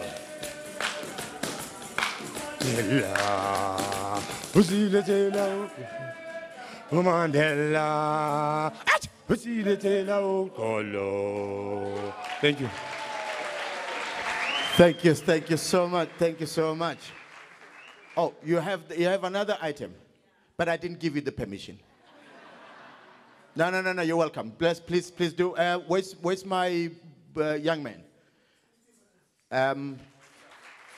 My young man, when I am a Hanyan, yeah, there's a young man who's going to do a poem. Where is he? Oh, there you go. Okay, no, not now. Hold on. I was approached by one teacher who used to be with John. Yes, ma'am, you've got 2 minutes. Yes, you have 2 minutes.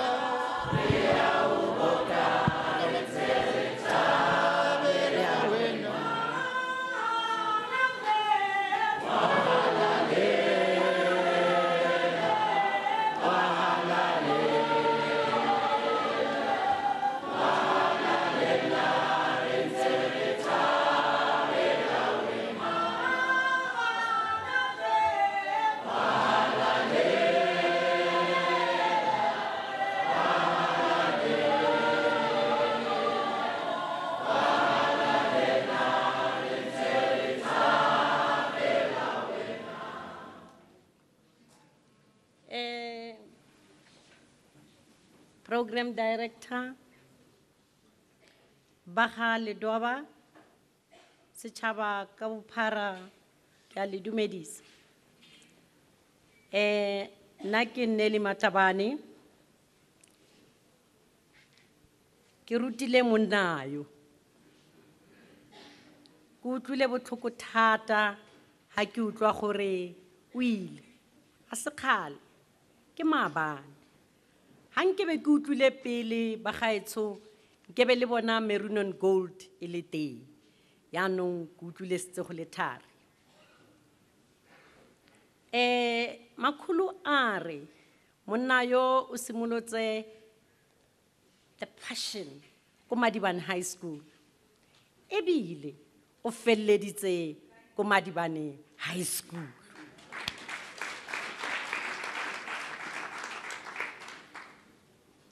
The principal is not here.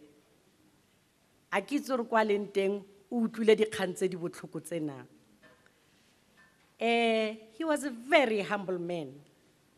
Rile ga tsena ko Madibane not long, a kopana le nna ka utlwa botlhoko thata mo boitumelong bone ke le mo go bona gore ba kgale ba ntse ba itse gore Madibane e teng. O ne a ruta bana ba rona creative arts. Ne re ha o feta mo stupung o bo bona boitumelo, ba opela le ena, ba dansa le ena, go gore seo a neng a na le sona ha se tlogela ko morago kwa se simolotseng teng o se fitlhisitse ba gaetso le itumelle seo. Bana ba lona ne ba le mo matsogong a mantle, ne go le monate ke ene ko Madibane. That is why ke re nkebe le bona maroon and gold fa ba le bolella ka mokgo a neng a ba ruta ka teng. Now it was unfortunate gore ke utlwile setse go le thari. Wena John Ledwaba Maskanti al moya wa gago o montle o robale ka kagiso. Ke a leboga bagaetsho. Ke ne ya bophelo ba ka matsoho.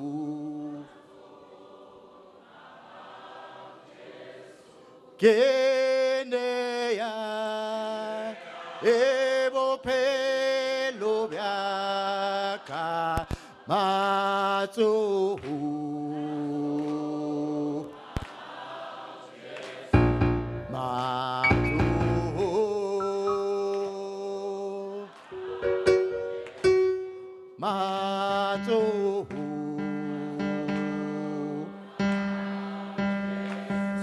Kebeya, bophelo baka matsoho.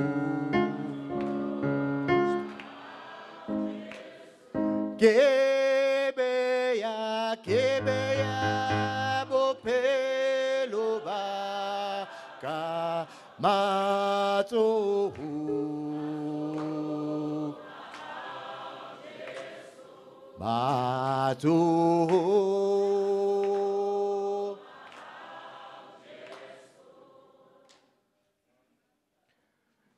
In my program, there's going to be a moment where I'm going to be asking everyone to be as silent as possible. If it means that I have to hear a needle dropping on the floor, let it be. The musician, as I play when we say you play, it's because I would like one of John's friends to pay tribute with a trumpet. And it's usually what we call a send-off melancholy sound. But that is going to be happening during my program. Right now, we're going into,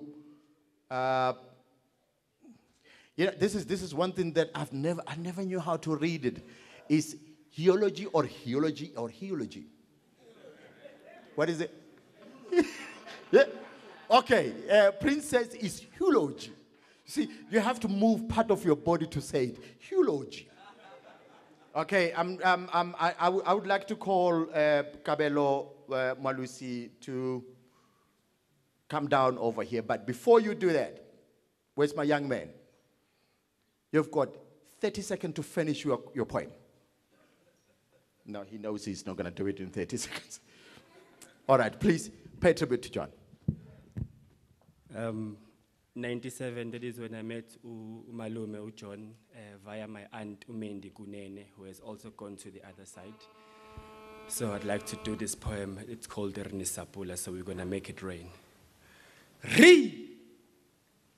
Nisapula, moya utule, utidu Nisapula, moya utule, We from a cloud in the sky, hit a note high, by storm we fly, run by, never try for the vision of this mission, affecting this nation, rain, making generation, Nisapula, moya utule, utidu Nisapula, moya utule,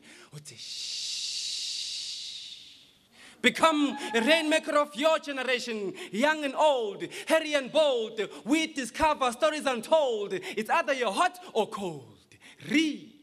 Nisapula, moya utule, utidu Nisapula, moya utule,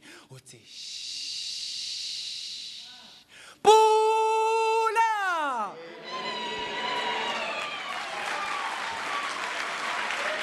Thank you so much. Ntatemage, don't leave. Don't leave. You are under my spell. That's the microphone over there. Stand right next to it. I tell you what to do. You don't ask me many questions, okay? You stand over there, my brother. You know, being a soldier is about, you know, we tell you what to do. You say, we say jump. You never ask how high.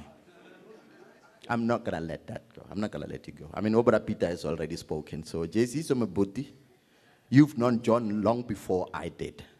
Yeah. So, I would not spare you for tomorrow. Oh, by the way, we have a memorial, a special memorial, where we're going to be able to throw our jackets away, where we'll be able to talk about John.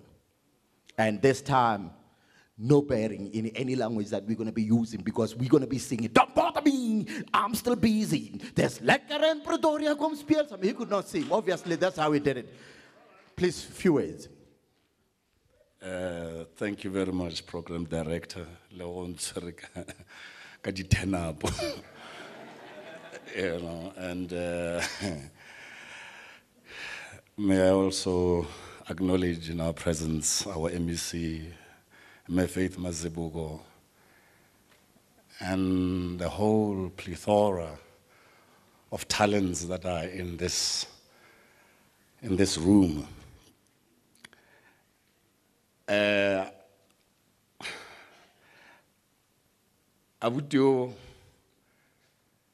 I was still, I think, in my teens, Linna, growing up in Atteridgeville. And when, at that time, I think Nelly Soweto, the world in the Benny, like it's 77, isn't it? Nelly Soweto, the world was banned. So I think then they came with Soweto. And as a young man, aspiring to be an actor, and then in one of the working articles that were in the showbiz page, Elliot Makaya, there was this picture of John Ledwaba when they were doing Igoli and he was being interviewed. I've used this quote so many times that people think it is mine, but it is not. Kiabra John. And that quote I learned from Brajon, or an actor is an instrument for mind liberation. And that's how he was, and that's what he purported. But I don't have much to say, really. You know, let me, you know, about poetry, as they describe, about poetry is heightened emotion, recollected in tranquility. And I would like to do this poem called Siyazazi. From the bowels of Geopolitical, once proud beings, then reduced to a corrosive humility. Our souls disgracefully packed and sold. Time's tick turned the meek to bold, elevating our spirit to a height, much to perplex arrogance might. Cause now, siyazazi, we know who we are. Re a itseba gore bana ba kgole re tsebana ka melodi. Re a itseba gore bana ba kgole re tsebana ka molodi wa popego. Re a itseba gore bana ba kgole re tsebana ka molodi wa mosepelo. E kwa ge re re sese ka mesepelo ya rena. E kwa ge re re kiki kgato tša rena. Morethetho wa mokibo wa kgato tša rena ga o ne papišo. Thank you very much.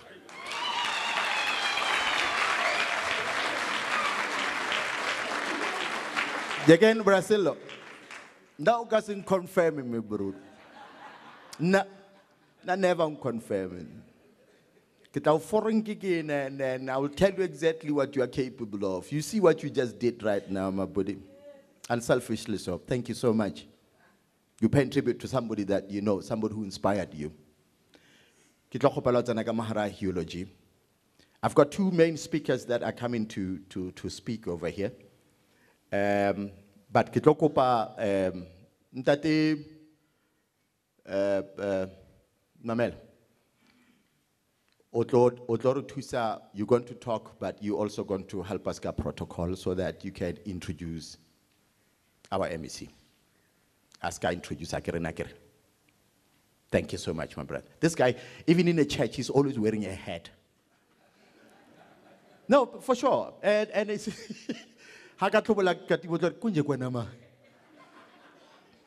so, right now, we're going into eulogy. Can I call upon Kabelo Mwalusi as a brief? Then after Kabelo Mwalusi, Kitlo Kopa Onoemela and come forward, say your things, and then introduce the MEC. Thank you.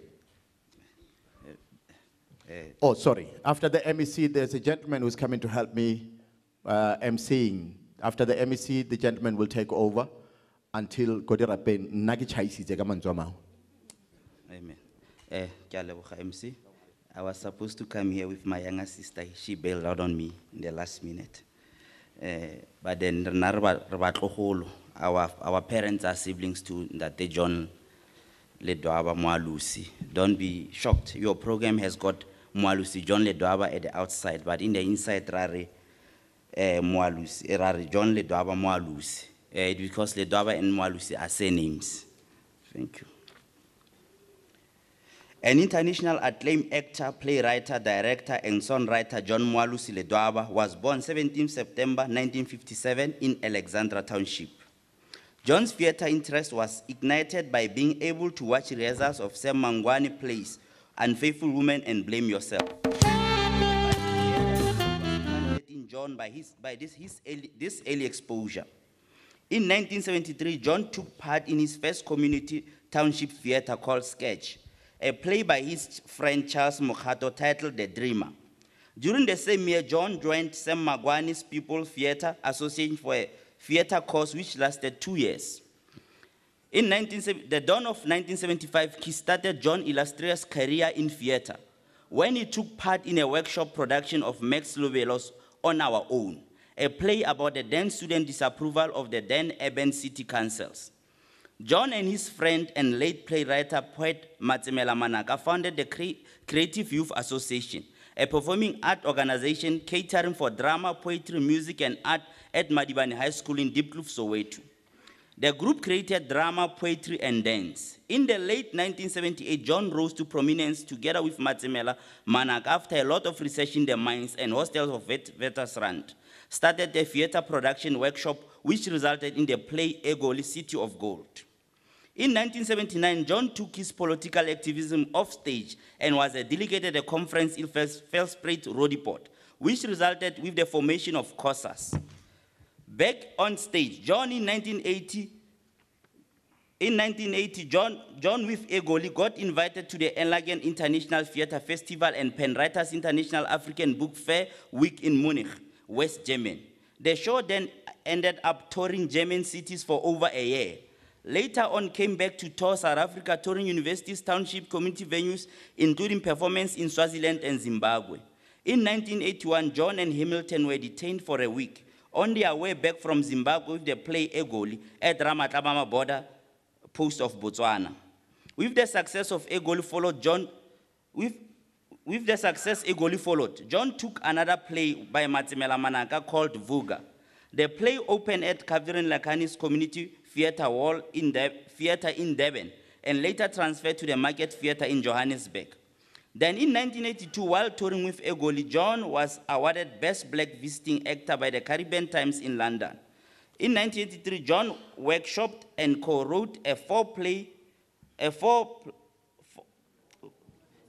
four-women's play called Lona Basadi, a play about the plight of women in prisons. The production opened at Market Theatre Rehearsal Room. Then later that year, John met with Blondie McKenna and started working on Blondie's album. And the album theme song, Communication, became a smash hit, earning gold status. The Jew then worked on a follow-up album titled Overtime. John was also detained on suspicion in 1983 of being an MK courier and held at Meadowlands police station. He was then later released without explanation after a month of hard knocks. In 1984, John got invited to take part in theatre workshop by the then Market Theatre artistic director of the late legendary Bunny Simon. The workshop culminated with the play Black Dog, Izinja Mnyama. Black Dog was about the state of mind of South African youth across the radical lines of few years, almost a decade after 1976 student uprising. The show opened to rave reviews at the Market Theatre and enjoyed a successful run. Black Dog then transferred to the Baxter Theatre in Cape Town, where it was also greatly received and had a successful season run there too. Black Dog then later got invited to the International Theatre Festival in Scotland of 1984. It then later transferred for a season run to the Tricycle Theatre in London, England. In 1985, John, together with Peter Sepuma and Nomsanene, got together, workshopped and wrote Hamba Dompas and Hot Talk 87. The shows then later toured the South African township and neighboring country of Swaziland, with performance at International School, Waterford, Kwamhlanga. In 1986, John came together with a friend, Christo Leach, and a group of actors for a theatre workshop, and the workshop culminated in 8-member cast musical play titled Township Boys. Township Boy, written largely by John's personal narrative of the 1985 township revolutionary era of the rand boycotts and political protest and resistance against apartheid system. The play led to the formation of a theatre group, the Mamu Players. The play opened at the Market Theatre 1987. It then went to Grahamstown Arts Festival of the same year and later transferred to Baxter Theatre in Cape Town. Township Boy then went on a hectic tour of township community venues before embarking on an extensive European tour. The show Township Boy has had 3 successful European tours lasting 3 years. It opened in London at the Riverside Studios and later toured England, countries such as Holland, Belgium, Switzerland, Germany, and Austria. The soundtrack of Township Boy was recorded in South Africa by Shift Records and by Cats Records in London, England. In 1989, John started working on his musical Street Sisters, a musical with 30 cast members and 10-piece band. The musical was about the plight of black prostitutes in Hillbrow, central Johannesburg. It had its world premiere at the Grahamstown Arts Festival, July 1990. The show then went on European tour, opening at the Stodderbeek in Amsterdam and Rotterbeek theaters in Holland, and later touring the country. The show then transferred to Berlin, Germany, and opening at the world-renowned Temperdam and touring Belgium and Austria and Switzerland. 1992, John became an active representative of Theatre Alliance in the Mass Democratic Movement Culture Desk.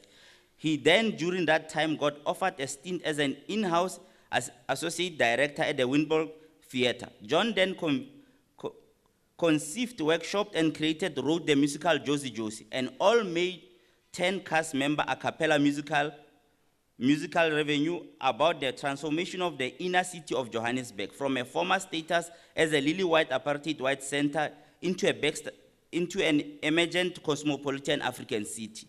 The musical transferred to the Baxter Theatre in Cape Town, then the Market Theatre in 1994, where the show secured a sponsorship of the world-renowned clothing corporate company, the Colors of Benton. The original Josie then won $2 awards, and the Gallo Records taught Matsikiza Best Musical Writer and Director Award and the Best Performance in a Musical in 1994. Josie also got televised for broadcasting by the SABC and has so far had 2 broadcast viewing in the SABC channels. Josie also had an honor to have snippets of the show performed for the visiting entourage of the American First Lady Hillary Clinton and Vice President Al Gore on their first visit to a democratic South Africa in 1995. Josie then went on an international tour of Sweden, England, Ireland. It also took part at Nottingham Arts Festival, world-renowned London International Festival of Theatre. At the end of the year, John Ledwaba was awarded the prestigious Standard Bank Young Artist of the Year Award Drama for 1995 in recognition of his work and contribution to the development and advancement of South Africa theatre. After winning the Standard Bank Young Artist of the Year Award, John penned down the play Moja Moja. Other plays that John has worked on are Mulungizi Kamasi's Eskom Mzini, a play about the history of Pinville, one of the oldest townships in Soweto, workshopping and directing it. He then went on to direct Smomondia by the late Moropodi Mapalakanye, a play about the psychological effects suffered by both the victims of perpetrators of the violence of the revolutionary conflict and war, the brutal psychopathic indulgence of the agents of the oppressive regime, and the emotional psychological scars suffered by the victims. John has also co-directed with the imported Belgium experimental theater director called Hans Walter Chakela's Is Tukutuku, the Sweat. Walter Chakela was then the new first and black administrator and artistic director of the Wynboro Theatre. The play Tukutuku was about the heart and wrenching submissions of victims of apartheid system during the Truth Commission in South Africa. In 2004, John became the festival director of Wynboro Arts Festival, a festival with a theme, Lest We Forget, a festival celebrating 10 years of democracy of South Africa. John also workshopped and created a dramatic presentation of a song merging the talents of the a cappella groups Amayoni and a woman singing group called the Sisters. The show became sleazy matchmaking. In 2007, John was appointed by the Sabantu Performing Arts and the Location Gems Production Pietermaritzburg to research and conceive and write a musical about the mines. He conducted 3 months research at Harmony Gold Mines Krugersdorp and spent another 3 months drafting the musical. He then later went into Pietermaritzburg to work with a cast of 30 to workshop and write the musical for a period of over a year. In the end of the epic musical, Shosholoza was delivered with a 30-member strong cast and 6-piece band. Shosholoza under John Ledwaba had its world premiere to rave reviews and world acclaim at the Winston Churchill Theatre in Pietermaritzburg. Then it transferred to the Durban Playhouse and later Pretoria State Theatre in Tshwane. Shosholoza then went on to perform at the 2008 Makuve Festival in Bloemfontein. Most of John Ledwaba's productions have traveled extensively internationally. John passed away working with the Gauteng Arts and Culture, Sports and Recreation Department outreach program for theater in schools at a theater facility at Madibane High School in Diepkloof. He is survived by his wife, 3 children, his mother, and 6 siblings, 3 sisters and 3 brothers and 3 sisters. And then there's a poem by Teresa May. Thank you. Oh, thank you so much. Thank you. I thought I was done. That the Prince. Just before you do, I listened to a certain song. I'm not a gospel person, but I listened to a certain song yesterday, and I got inspired. I don't know who the artist is. Jesu afike kuseni sibathi baqedile ngawe ebusuku afike kuseni azokupha amandla amatsha malwane kazama yopela kaSpedi, and then it couldn't sound good. So that the prince ke kopa hore re he o khona o emella o ka emella wa goba tlho ya hao. This is a melancholy tribute through the trumpet. Kanta the prince. In paying tribute to Bra Johnny John wa Rechakela, with whom I worked in a play Isitugutugu. I would like to do 2 South African songs, Lakchoni Langa and Hambagal. But I also remember a song that he wrote, which song was titled Ahube Hube, a melody that I came up with words that he wrote. Ahube Hube, Natlasa Afrika, Tsilatsweu, Badimu, Banne Luena.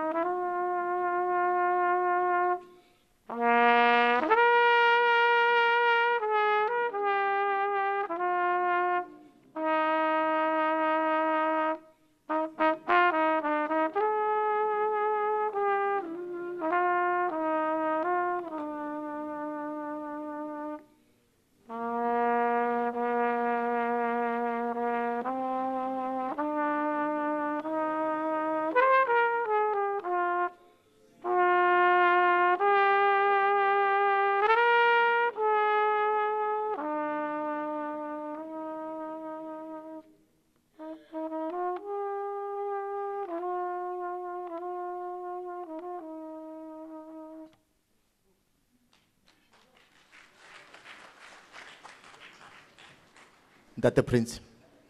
Thank you so much. There's a gentleman who's supposed to be with me here to help me. Please come over. In the meantime, let's welcome Dr. Sandile Memel, who would also introduce our MEC.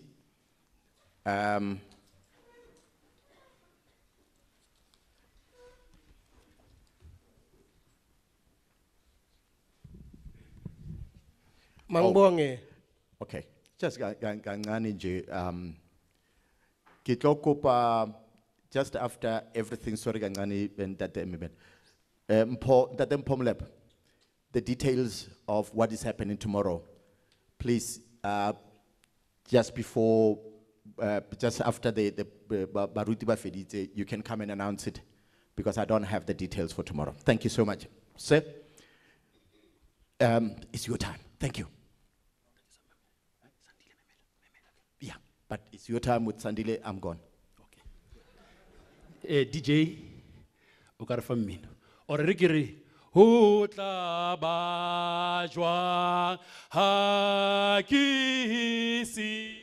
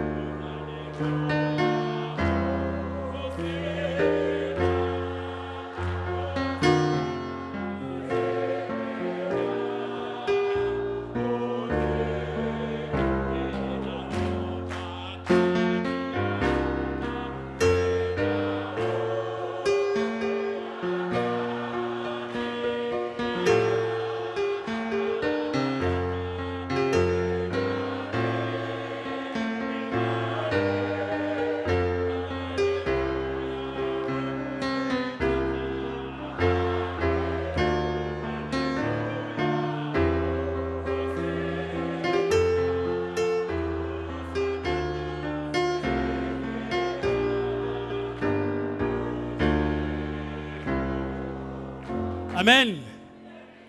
Amen. Ke rata go le dumedisa batho botlhe. O emeng in front of you. Bra John. But ba go Ghost Town. Ba sa tsebeng a ke claim. Bra John ke ngwana rakgadi yaka. Messina. A ke claim ba sa tsebeng ne? Is me outie. So ki emi mona to come and say goodbye to a son in our family, to a soldier. O ikileng ya re ka nako handre tsamaela lefatsheng la marapiane. Ha ke na mo koloing at some point a dutse go morago when we were driving in a Quantum. Re mo pikapile ka matha. John a bua from Mozondre. Ra ra fitla go lefiso. A bua sekgowa. Ramogolo o na dutse go Francide a mmona ha kena. Ha re fitla ko lefiso. Ramogolo re man, vis di man vat raso ka sekgowa go morao. Ke re ke John, a re sa phela, a ba se mmola maburu. And that was John for you. Ke tla kopa go re bitse a media representative that is Sandile Memela to come and say a word or two. And as requested by the former program director, I introduce our guest in the MEC. Sandile Memela, ha a leading. Over to you, Manir. Iholo ligcwele mang bonge kakhulu kumphathi wohlelo ngibingelele abakwa Ledwaba umama ka John ukhona unkosikazi ka John ukhona naye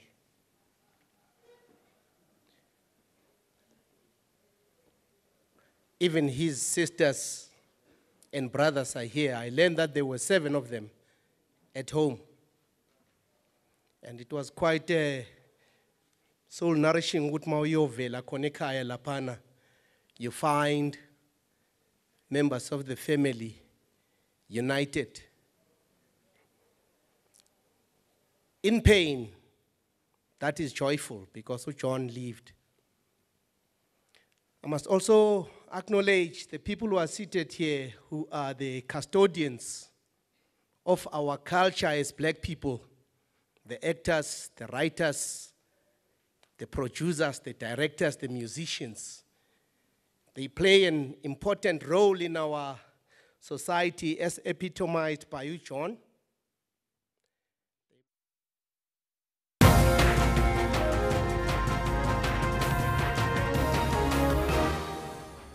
Well, a very good morning to you. Welcome to Newsroom. We're coming to you live from our Auckland Park studios in Johannesburg. I'm Ashante Akis. Yep, standing by to make sure that you bring you up to speed with everything in the sports is me, Kendall Makamate.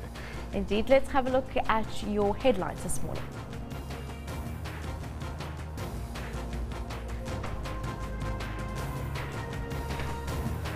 Eskom executives Machela Koko and Prish Governor get off the hook.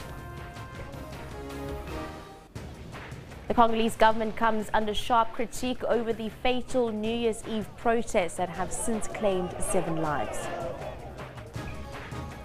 And in news from further afield, US President Donald Trump taunts North Korean leader Kim Jong-un on possession of a nuclear armory.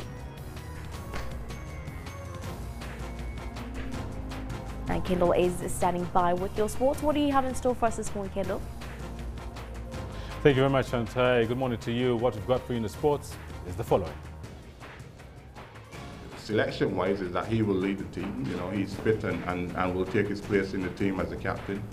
The Proteas will be counting on a fit again Faf du Plessis to lead the side against the #1 test side in the world, India, starting this Friday. He's in the team once again. His son is City. It's Sterling! What a remarkable start! Manchester City roll over Watford in imperious fashion, with Raheem Sterling netting the first goal in a 3-1 rout at the Etihad. Inside 40 seconds, Raheem Sterling makes it 1-0. It's an ace. Looking in tennis, Switzerland's Hopman Cup team of Roger Federer and Belinda Bencic score another clean sweep in the tie against Russia in Perth. And that's why. Into the locker room they'll go. The 2 pairs. And it was Switzerland who run away with it. 3-love. We'll also be bringing you up to speed with what happened this morning at the Hopman Cup, which now is back to Shantay. Thank you very much, Kendall. Let's cross back live to the funeral service of John Ledwaba. It is currently taking place in Deep Kloof, Soweto. 76 and the townships are on fire. So I went to CYA, not coming from Madibane High, where most of the guys came from. And we had a friend who was a student, a pupil at Madibane. He invited to party invited me. And that's how I got to meet or join Creative Youth Association. Now, it was a turning point for me in a way that I did not realize then, because John Ledwaba no Matsimela Manaka infected me with a disease. These guys were anti-establishment. They were black consciousness. They made the biggest contribution to my life and those of others who, of course, were around them. And things change. That was 1976. Today is 2018. It's a long way from there. The thing about John Nomatics is that they were not much older than us. Maybe there was a difference of 3-5 years or less. But there was no doubt that when you were in their company, you were in the company of giants. As I said, it may not have been clear to me then, but there are people who are ahead of their time. And these are guys who are towering above their peers because of what they know. They were intellectual giants and arts practitioners who actually enabled us to transcend, go beyond the anguish, the pain, and the agony that we lived in Dupluf and Soweto around the country at the time. Remember, this was 1976. And then you realize that, no, man, these guys are actually visionary leaders, shaping young minds, influencing the direction of their lives, making us, in a way that we would not have known, to actually discover our historical mission. It has been said here, from them, one learned that freedom is nothing without mental liberation. Now, looking back, you realize that at that time, these were guys who were over 40, but they were trapped in the bodies of teenagers.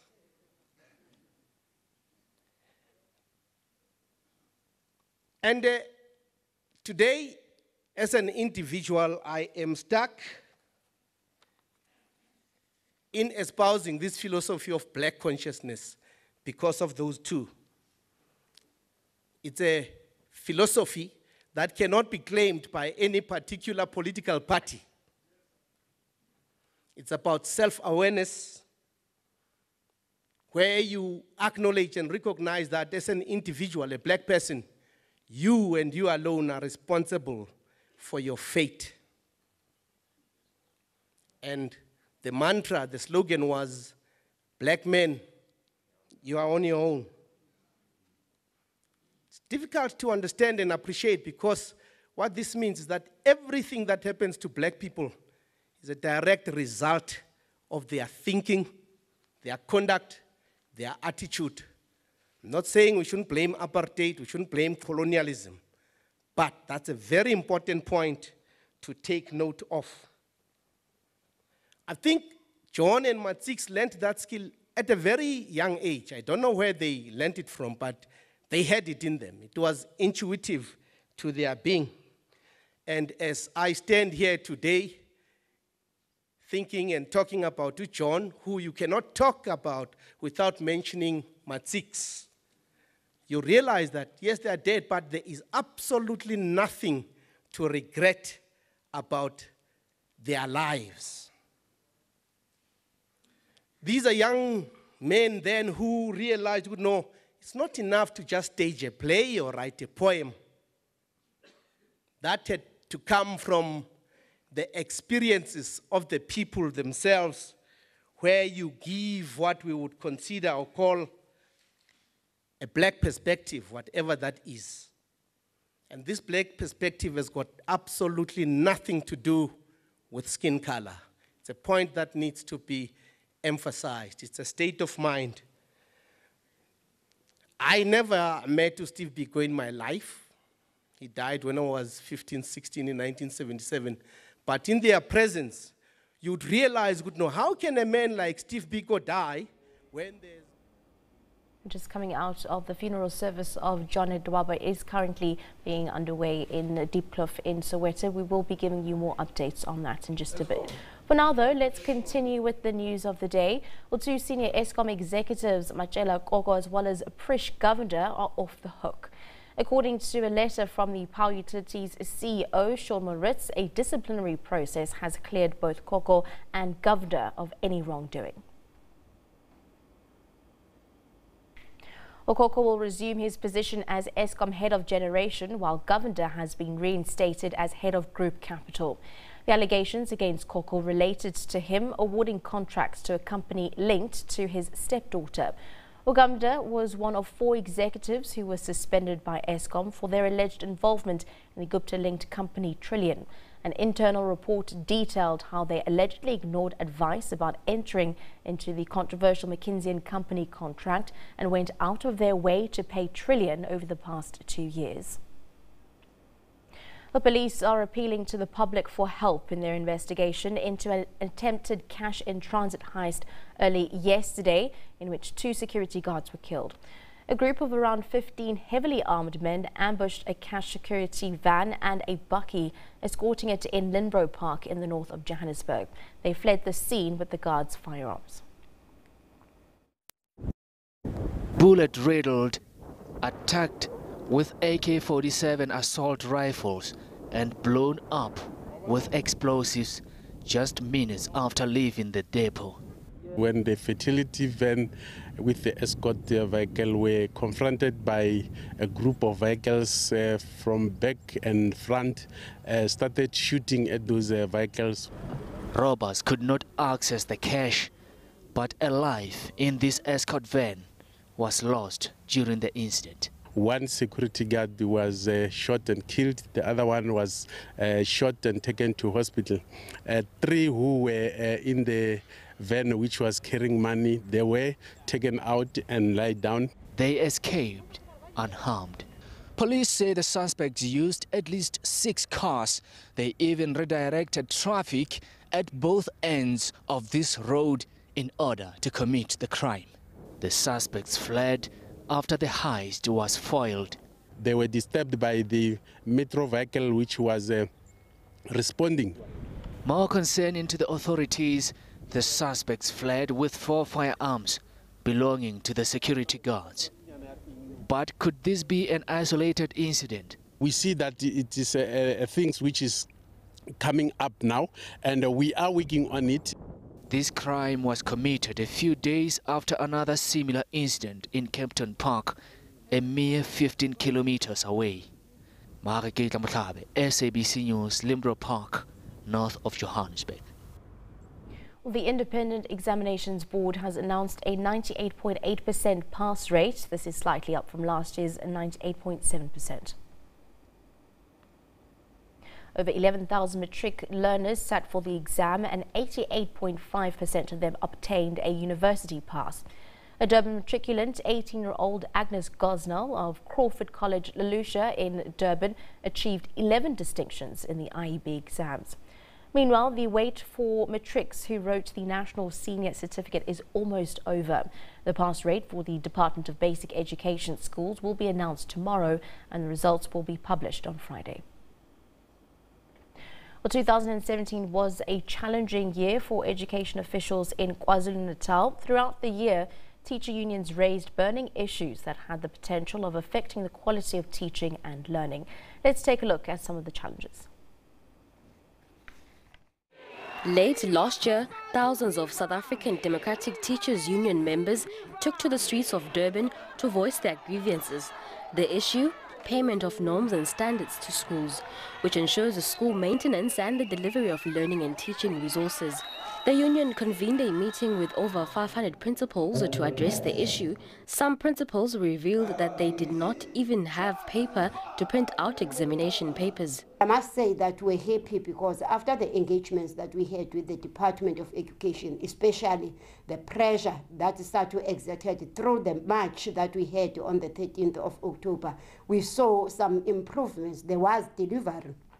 I mean, the HOD then started to pay the norms and standards to schools.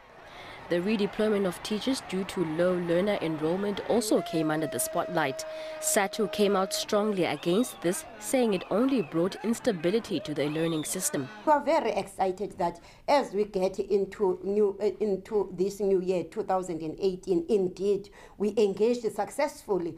We are not going to see any movement of teachers, yearly movement of teachers now. And it is a victory to this union because we engaged extensively such that we signed collective agreement number 1 of 2017 at the level of the Provincial Education Labour Relations Council. Over 130 schools, including 57 high schools across the province, were severely affected by floods. The storm hit at a time when matriculants were preparing for their final exams. Umlazi Comtech was one of the schools mostly affected. Dormitory roofs had been ripped off and debris scattered all over the ground. But this did not deter learners from focusing on work ahead. The floods disrupted us a lot because we were sent home, but as grade 12s, we had to put that aside and focus because we knew we were going to write those exams come hell or high water. We are hoping for the best, we're going to do well, and we are going to get 100% pass of our school. The damage caused by the floods affected exam venues. Education authorities had to move swiftly and arrange alternative venues for matriculants who were affected. Matric results are due to be released this week. KZN's class of 2016 achieved a 66.4% matric pass rate, up from 60.7% in 2015. Teacher unions are confident that the class of 2017 will improve this result. Our expectation is that we cannot get anything worse than we received last year. We are expecting the province of KwaZulu-Natal to rise as a result because the vast majority of matriculants, they come from the province of KwaZulu-Natal. I'm so confident that even the results of 2016, amid the challenges that we had, are going to improve. As a union leader, as a provincial secretary, understanding the teachers, the work that they were doing, their commitment, working over holidays and doing everything extraordinary without any compensation, I'm so confident that we are going to get nothing less than 70% as this province. The Department of Education in KwaZulu-Natal will know on Friday whether programs put in place to improve the province's pass rate were effective or not. Kesando Zungu, SABC News, Durban. Well, efforts are underway to avoid incidents at universities ahead of the start of the academic year. Universities South Africa, which represents 23 universities around the country, has reminded students that the institutions will not allow walk-in registrations. Well, these were stopped after a stampede that took place in 2012. The concern follows President Jacob Zuma's announcement last month of free education for all students whose joint family income is less than 350,000 rand per year. Well, that was followed by a call from EFF leader Julius Malema for prospective students who couldn't afford university fees in the past to report to the academic institution of their choice this year. University South Africa has called his comments reckless, saying applications have already closed and that students should not walk in but try to make study arrangements online. Johannesburg Mayor Herman Mashaba says he will make an investigation into houses that were damaged by the storm at the weekend his priority. Residents of Protea Glen in Soweto say they feel betrayed and angry at the builders of their homes and the house building regulators. The builders did not pitch up to a community meeting requested by the homeowners, causing more frustration. Long before the recent storm, residents whose homes were built by Cosmopolitan Projects had complained about poor workmanship of their homes. They reported cracks appearing shortly after occupying the properties.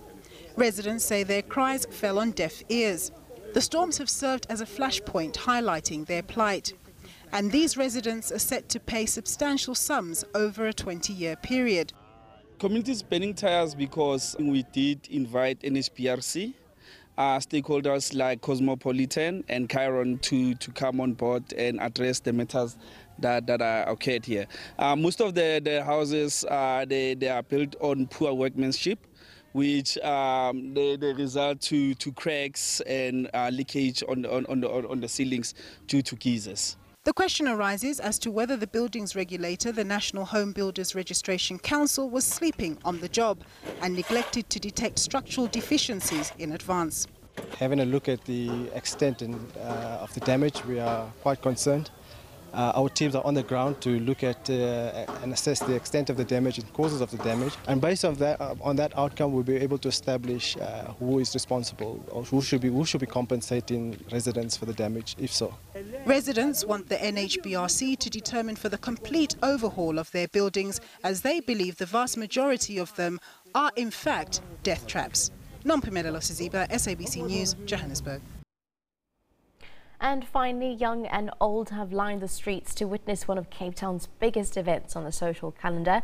The Cape Town Street Parade, or Tweede Nuwe Jaar, is said to have drawn between 60 and 100,000 people this year.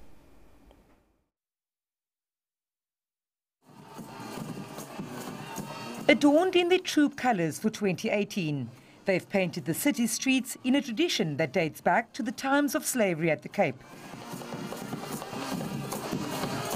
The 2nd of January being the day slaves were given time off work. Over 60,000 minstrels are keeping spectators enthralled. A feast with its vibrant colours, festivities and harmonious music. It's a cultural spectacular sure to catch the attention of both locals and tourists. Well, you must have passion for it. It's one, and you must have the love for it. And you must born with it, in other words. You can't just come in and be a minstrel, it's something that is in your blood.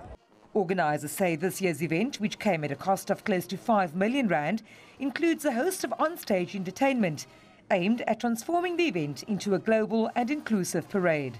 It's been one massive effort by a big team of committed people who recognize the significance of this event, not only personally, but also for the broader community of Cape Town, particularly the people of the Cape Flats. Revellers have come out in their numbers to experience the culturally colourful event, with some camping out for days in advance to secure front row seats. We would like to come here. It's a nice day for the kids. You bring the kids to enjoy you here. I'm coming every year. I like to come. I'm 91, you know. Yes, is 'n vreugde. Ons is yes, it's traditional. We must come.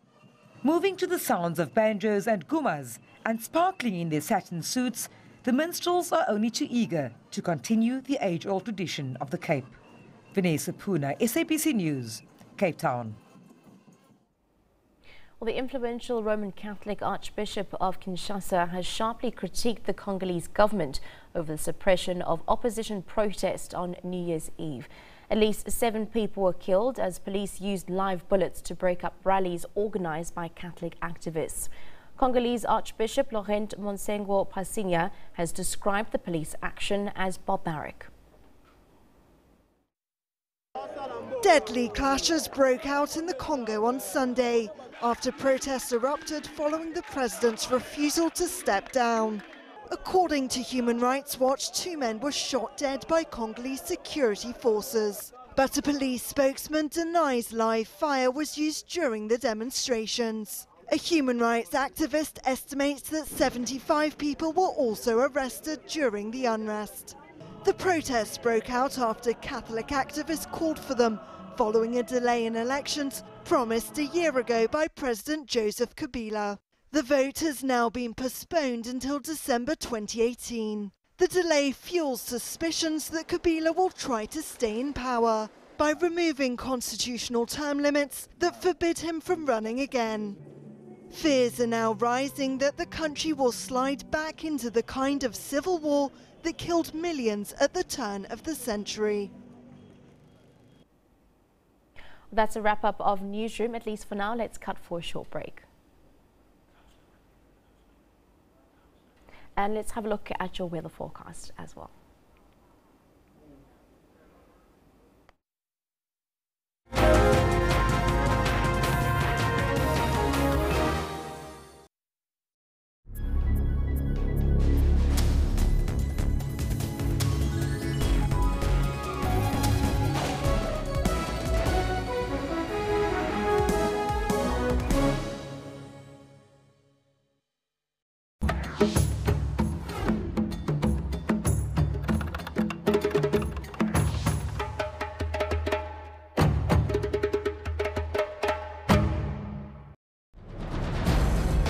With the stories of abuse from the other 8, but they haven't been ready to pursue any angles. They've offered their support, they've offered the comfort to the 8, and it's been an amazing journey. It feels like your heart actually literally sunk in your shoes.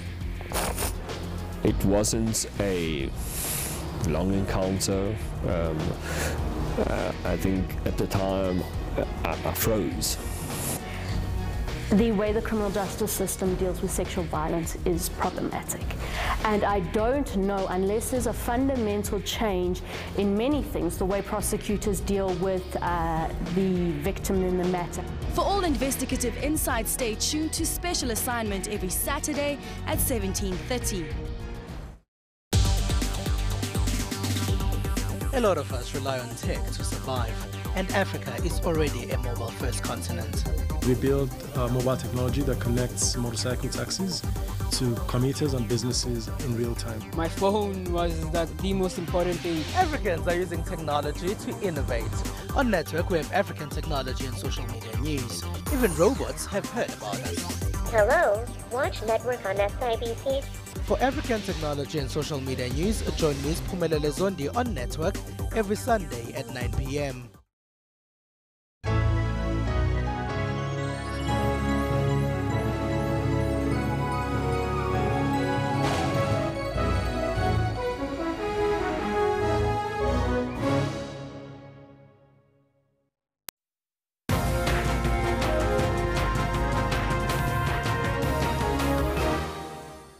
Welcome back. Well, U.S. President Donald Trump is at it again. He has taunted North Korea's leader Kim Jong-un about his size of his nuclear arsenal.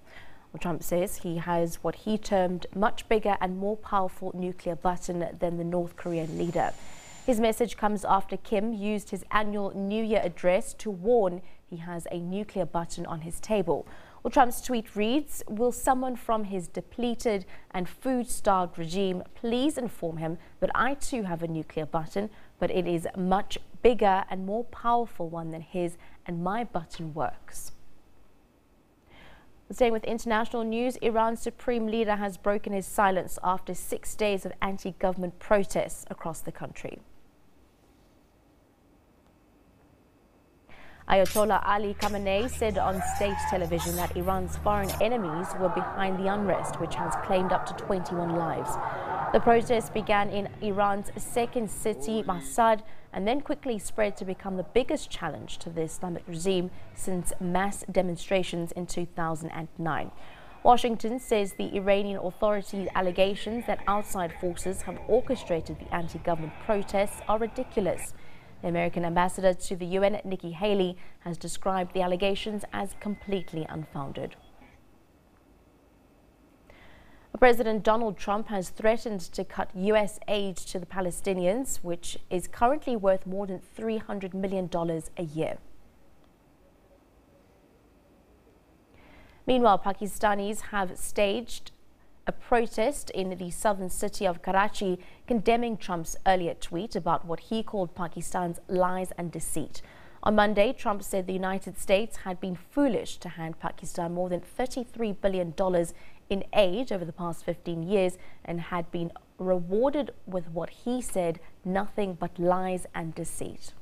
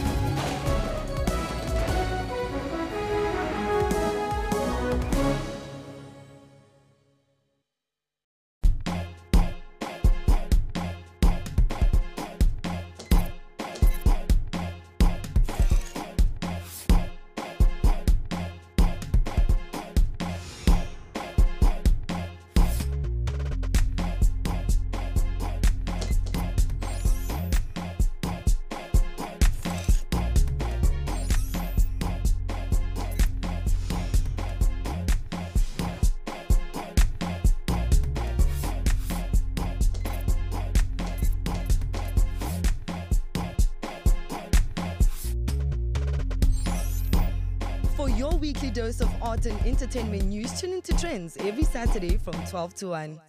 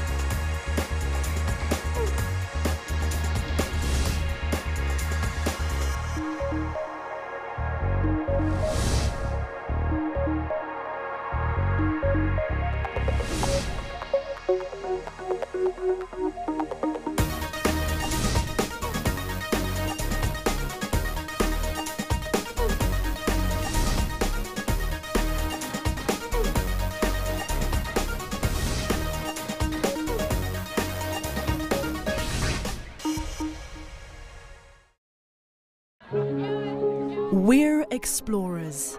We always have been, endlessly curious, always looking for answers, for new frontiers, for new stories. Because that is who we are. From script to screen, from yelling action to taking you on a journey. Radio producers, script writers, on-air presenters, news reporters, sports analysts. We spend late nights creating captivating storylines and earlier mornings keeping you informed, educated, and entertained. For us, it's not a job, it's a calling. We do this and more because you do your part. SABC TV licenses, made possible by you.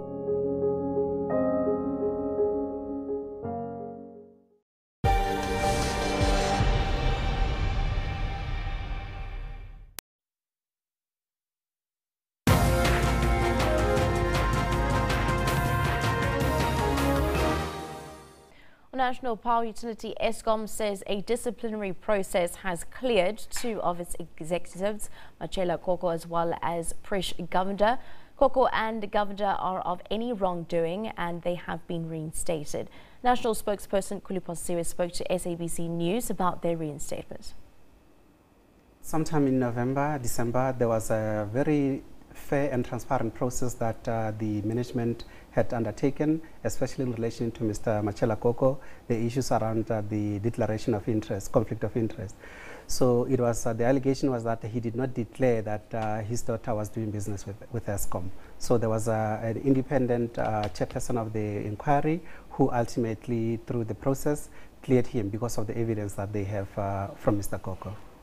And Prish Govender? Mr. Prish Govender, it was in relation to the allegations that there were certain things that they may have done which were not proper in relation to the McKinsey contract. But after this, the investigation, which was separate from Mr. Koko's one, he too was cleared. So both gentlemen will be, in fact, Mr. Govender is already back in the office. Mr. Koko will be coming back on Monday morning. Does that then mean that both Koko and Govender, they don't have any charges existing against him with regards to this? 100%. They have been cleared and therefore nothing can be used against them in relation to the specific issues. What other information can you give us regarding the disciplinary hearing and the details surrounding that? Well, the disciplinary hearing was very fair and it was transparent as well. Transparent in the sense that for the first time in many years, and possibly for the first time actually in Eskom's history, that when you have an internal matter, you also involve the media being invited to be, I would say, witnesses to whatever was going on there.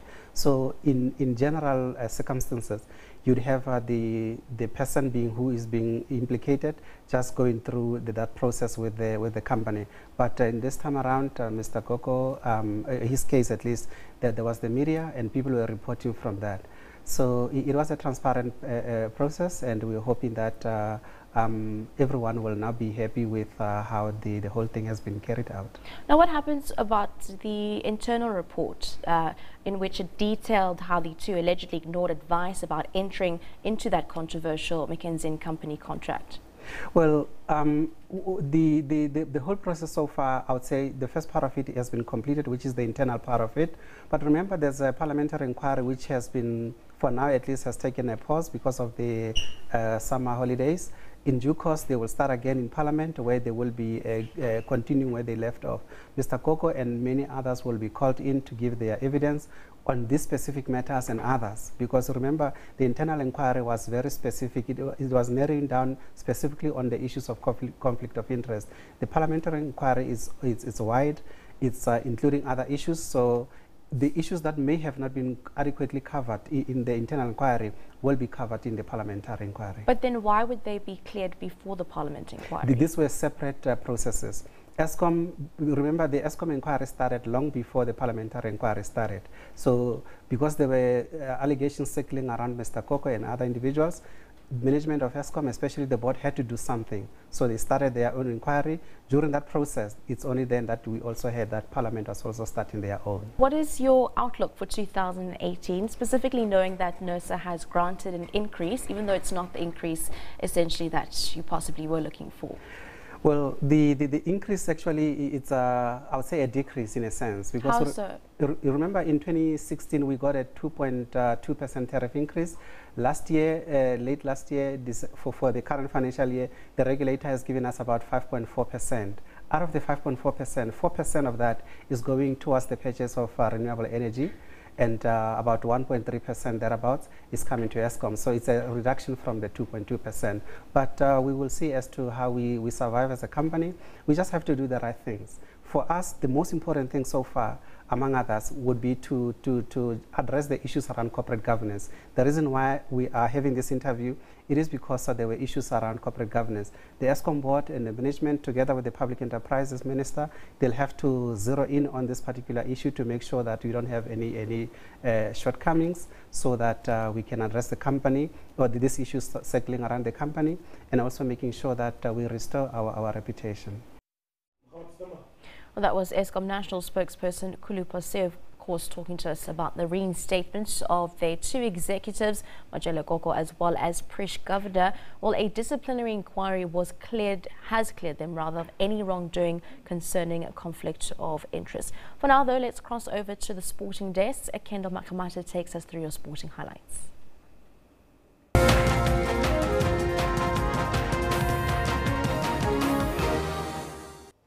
Thank you very much, Shantai. Good morning to you. This is what we've got for you in the sports today. Now, both South Africa and India are intensifying their preparations ahead of the first test at Newlands on Friday. The Proteas received good news with Faf du Plessis, Quinton de Kock and Dale Steyn all fit ahead of the encounter.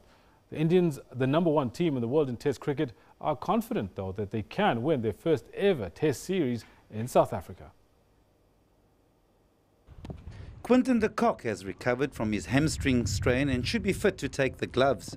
Dale Steyn is fit and raring to go, but whether he gets to play at Newlands or rather up on the Highveld remains to be seen.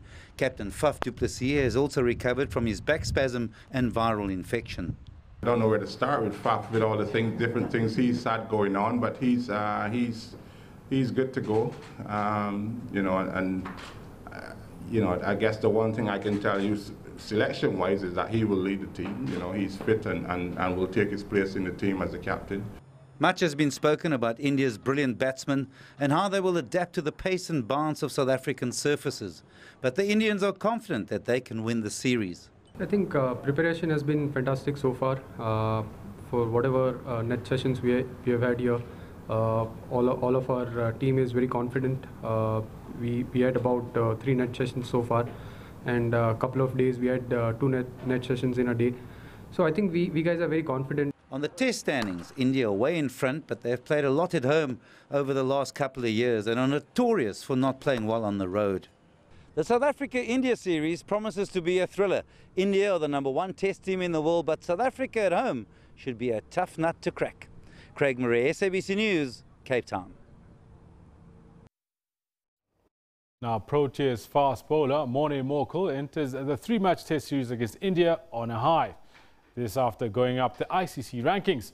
Morkel shot 3 places up the rankings after claiming 5 for 21 in Zimbabwe's first innings of the Boxing Day test match. It's for the first time in nearly 2 years that Morkel has been in the top 10. Morkel's teammate Keshav Maharaj, who took 5 for 59 in Zimbabwe's second innings, is in 16th position, this after climbing 2 places. Kagiso Rabada, who took 3 wickets at St. George's Park, remains second on the rankings and edged closer to Jimmy Anderson for the #1 spot. Meanwhile, Vernon Philander moved up 1 place to slot in to top 5 of the ICC Test all-rounder rankings. As Roger Federer and Belinda Bencic succeeded in yet another clean sweep against Russia at the Hopman Cup, Germany remained on track to reach the final of the tennis tournament for the first time in 22 years. The Germans, comprising Angelique Kerber and Alexander Zverev, beat Canada 3-love in the early tie today in Perth, Australia. Meanwhile, former world #1 Andy Murray of Britain has withdrawn from the Brisbane International, citing his long-term hip injury. Murray is now in doubt for the year's first ever Grand Slam, the Australian Open, in Melbourne later this month.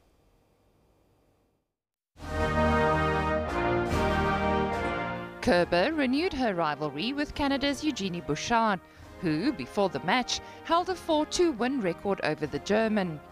But the former world #1 was impressive. She rushed through the first set and bagged it 6-1 in just 22 minutes.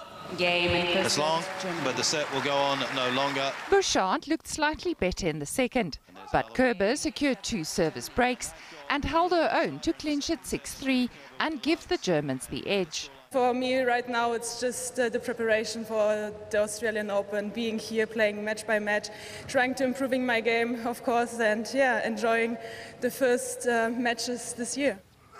It was then left to Zverev to seal the deal against Vasek Pospisil, and he did not disappoint. Zverev won at 6-4, 6-2 to clinch the tie for the Germans ahead of the mixed doubles clash. It's not an individual competition. It's a team competition. Luckily for me, Angie won against both matches against Belgium and Canada. So, yeah, we're in a good spot, and hopefully we can continue playing so. The pair also won the fast 4 clash in straight sets to ensure a comprehensive 3-love victory over the Canadians. In Brisbane, Australian third seed Nick Kyrgios survived an early scare from compatriot Matthew Ebden. 30-year-old Matt Ebden, who's on the comeback trail and does so in 49 minutes. But Kyrgios lifted the quality of his game in the next 2 sets and recorded a hard-fought 6-7, 7-6, 6-2 victory. Obviously a bit rusty, first match of the year. Played a great doubles match yesterday with my great mate Matt Reid, and that gave me a little bit of confidence. But obviously just come back out here in the Aussie summer. It's the best bunch of tournaments of the year. I wish I could play in front of you guys all year, but it'd be a lot easier. But yeah, obviously just happy to get through today. Kyrgios will now face Russia's Alexander Dolgopolov in the quarter-final. Liesl Zankel, SABC News. Well, now a little early on, I had a very interesting chat with 3 intrepid gentlemen from the KwaMahlobo Games. Have a listen to this. Give it some time, chill back, and hear what's happening with soccer development in South Africa.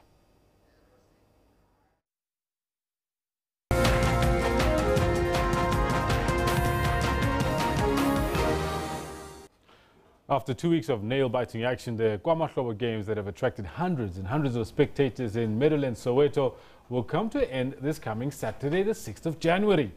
The KwaMahlobo Games are known for unearthing raw talent that has gone on to represent the national team.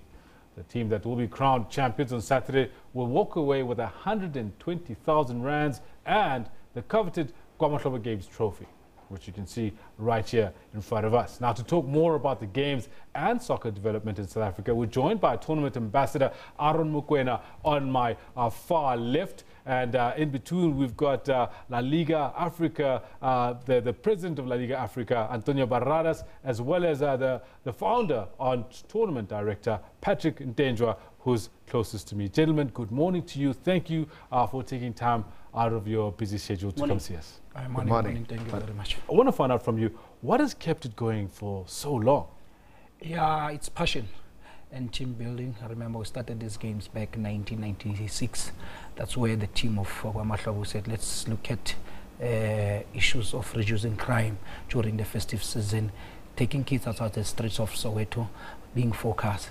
Then it was positive. We ran the tournament.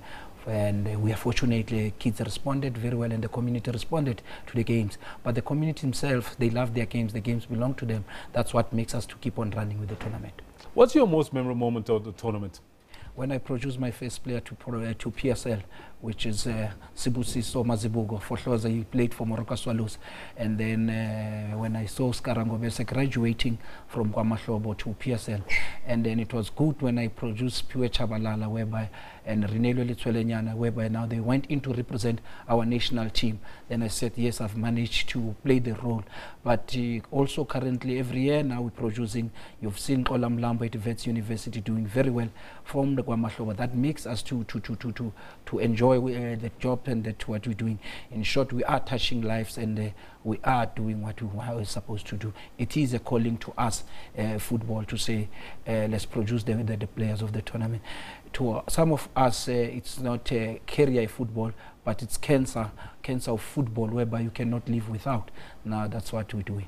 Una pregunta para vos. ¿Qué es lo que la KwaMahlobo Games hace para la Liga? Bueno, ¿qué hace? Cuando I'd rather speak in English, otherwise we need a translator. No, actually, when Patrick came and see me about it almost 2 years ago, and told me about the KwaMahlobo Games, well, I liked the project. And since then we've been working together, and that we did that last year was a very success. This year, obviously, is even better. We're getting more people than we never thought we would get so many people into the grounds. So I think it's a fantastic project, especially when you go into the area like Soweto, where especially over Christmas, over this period of the year, which a lot of people go around, a lot of people go on holiday. The others in Soweto, obviously, all of them can't go on holiday, but at least the kids that are around. You want to see. You want to come and watch the game, you want to see how many thousands of kids we had around watching the game, which is, I think it's really fantastic to have something like that done in Soweto. Yeah, no, that's fantastic. I want to bring in the tournament ambassador and the former Bafana Bafana captain, Aaron Mokoena. Thank you very much for joining us. It's always a pleasure to chat to you. And I've been looking forward to this conversation for some time. Are you happy with the number of players that have gone through the ranks of KwaMahlobo and gone into senior sides across the country? No, absolutely. I mean, I always said it's this tournament actually it's a life changer, you know, and those few players, it means a lot that you know there is something that this tournament has produced. You know, your Tusopala, that's what we need. And where are they now? You know, they represent the country. They play in the PSL, and that's what we need. We need more of them, and with obviously Patrick idea. More players can always come out, and can get better opportunities out of this tourney. The one thing that a lot of people have been crying about, especially over the last season in the PSL, is the lack of goals, the lack of consistency in terms of performances, and it seems as if every time the problem harks back to development in terms of just the basic raw skills of what to do with the ball when you're faced with a net. Where do you think the gap is happening, Aaron? You're a former player, you've played at the highest level across the globe. Where do you think the gap is? For me, it's all about really having right people in positions. We need qualified coaches. We need former players to come and play part. I mean, we have the likes of Phil Masingers. We have done it internationally, domestically and internationally. We need your McFish, your Mark Williams as well. They have done it. We need them actually to come and plow back. By saying plow back, for me, I think Benny McCarthy has shown actually what we need to do. Equip ourselves and come and educate these players. There are people who never played football and who's trying to do this, but I think it sounds better and it goes even faster when we actually come back and and plow back. I've got a question for you as well now, Antonio. With regards to La Liga and where it is and how it recruits across the globe, I'm sure a lot of people would love to be able to look at KwaMahlobo games, especially now that La Liga is involved, and look, it's possibly a stepping stone into a junior side. Maybe I can get in there. What is in place for that? Well, it's one of the things we'll do. Obviously, next year we'll be trying to bring some coaches from Spain. We're going to do it at school level anyway, which we bring in coaches to coach the coaches at school level next year. With the Mahlobo games, I'll bring somebody to watch all the games next year. I'll bring somebody to watch all the games, and we hope even this year to get some from this tournament to go into an academy, because the whole idea is to bring them from there, going into an academy and doing their best in the academy. Then we can send them to Spain. But my idea in all this, it's maybe in a couple of years' time, is to really have somebody from Sweden playing in Spain, to really give South Africa, that boost. That boost, but we need more South African players to play in Europe. When I say Spain, could be Portugal, could be in England, anywhere. But we need to get somebody to say, all right, come, let's go, but let's try. But first do through an academy over here, and from an academy take them over. Otherwise, if we take somebody over, which haven't got really the talent, hasn't got the experience, then we will start getting like, now we bring in somebody who's not up to standard. So the whole idea is to get some academies over here, to take these kids, or take this person, try it over here, then from here take it to Spain. I've spoken to a couple of agents, international agents, and it seems like the understanding, the bigger understanding is that the best time to be getting youngsters going and playing in other leagues would be before they hit their 20s, when they're 16, 17, around there. Would you agree with that? Yes, definitely. Actually, the best is to start from 7 years old, when they were from Germany sizes, from 5 to 7. Then but eventually, if you can't get them, if you get 15, 16, they already got their own skills on them. They got their own talent. It's difficult sometimes for a coach to get them to think that way, but it's still in time. It's in time to get them. Fantastic. I'd like to get a word from you, Patrick, as the tournament director of the KwaMahlobo Games. With regards to where these games are positioned, do you and SAFA have that kind of relationship where they actually tap into what you're doing to boost people, to boost players into the PSL and other leagues? Yeah, we've got the relationship with SAFA, because remember, SAFA are the custodians of football in South Africa. Whatever we do, it must survive through SAFA. Definitely, we have established the relationship. They're coming on board now to see this, because they were viewed before this game, they were just not games. But now SAFA is starting to take care of these games and start to look at them to say, these games, they make an impact in our South African football, because we do have under-13s boys playing the ladies' team. Now, definitely, SAFA is playing a role now since we've partnered with them. At what level is SAFA interacting with you on? Yeah, the level of interacting with SAFA, we started from the LFA level, whereby we're talking to the leagues that are playing around Soweto and Middlelands, those teams that are playing there. We just also work with the LFA.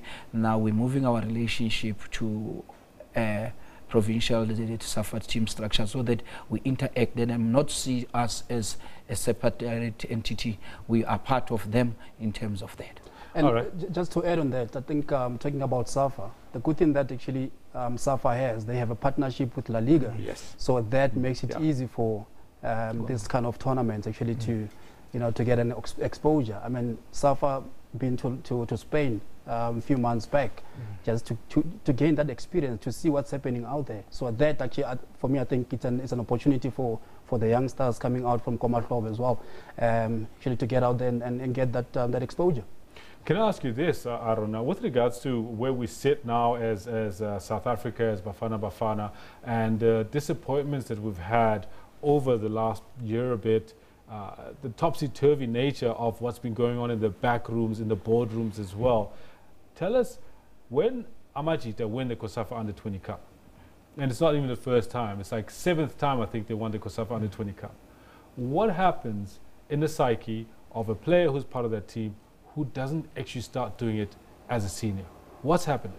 It's frustrating. It is frustrating. I mean, like you're talking about now, I mean, my memory serves me well. We had the Ahmad Lukluk, the team that has beat Brazil, back then. Yes. It's all about continuation. The problem that I think we do have, as I said earlier on, we need right people in positions, including people in admin, people in backrooms, more especially coaches. That continuation, it plays a big part. I mean, internationally, that's what happens. You look at players who have been developed internationally, they get to end playing in the senior national teams. That's the big, like, let's say, long-term project. And I think it's a problem that we have, and it's something that actually we need to look into it and seriously pay attention into it, because it frustrates these players. These players end up now not really, giving everything in football. And we need, I mean, football, it's a #1 sport in South Africa, and we have a talent in South Africa. That we do. Now, before we wrap up, I need to just check with you about the ladies and the under-13 teams. What's happening there? Tell us a little bit about that. Yeah, we do have under-13s, 4 teams for under-13 boys. Remember, we need to catch them young. Now we're also playing those young boys under-13s. And then remember, we also need to promote, that's a vision of SAFA, to say we need to promote ladies football. Now the ladies teams are also playing, but we really, really appreciate what La Liga has done. Now we are also bringing a team of street kids at KwaMahlobo to come and watch the finals of KwaMahlobo.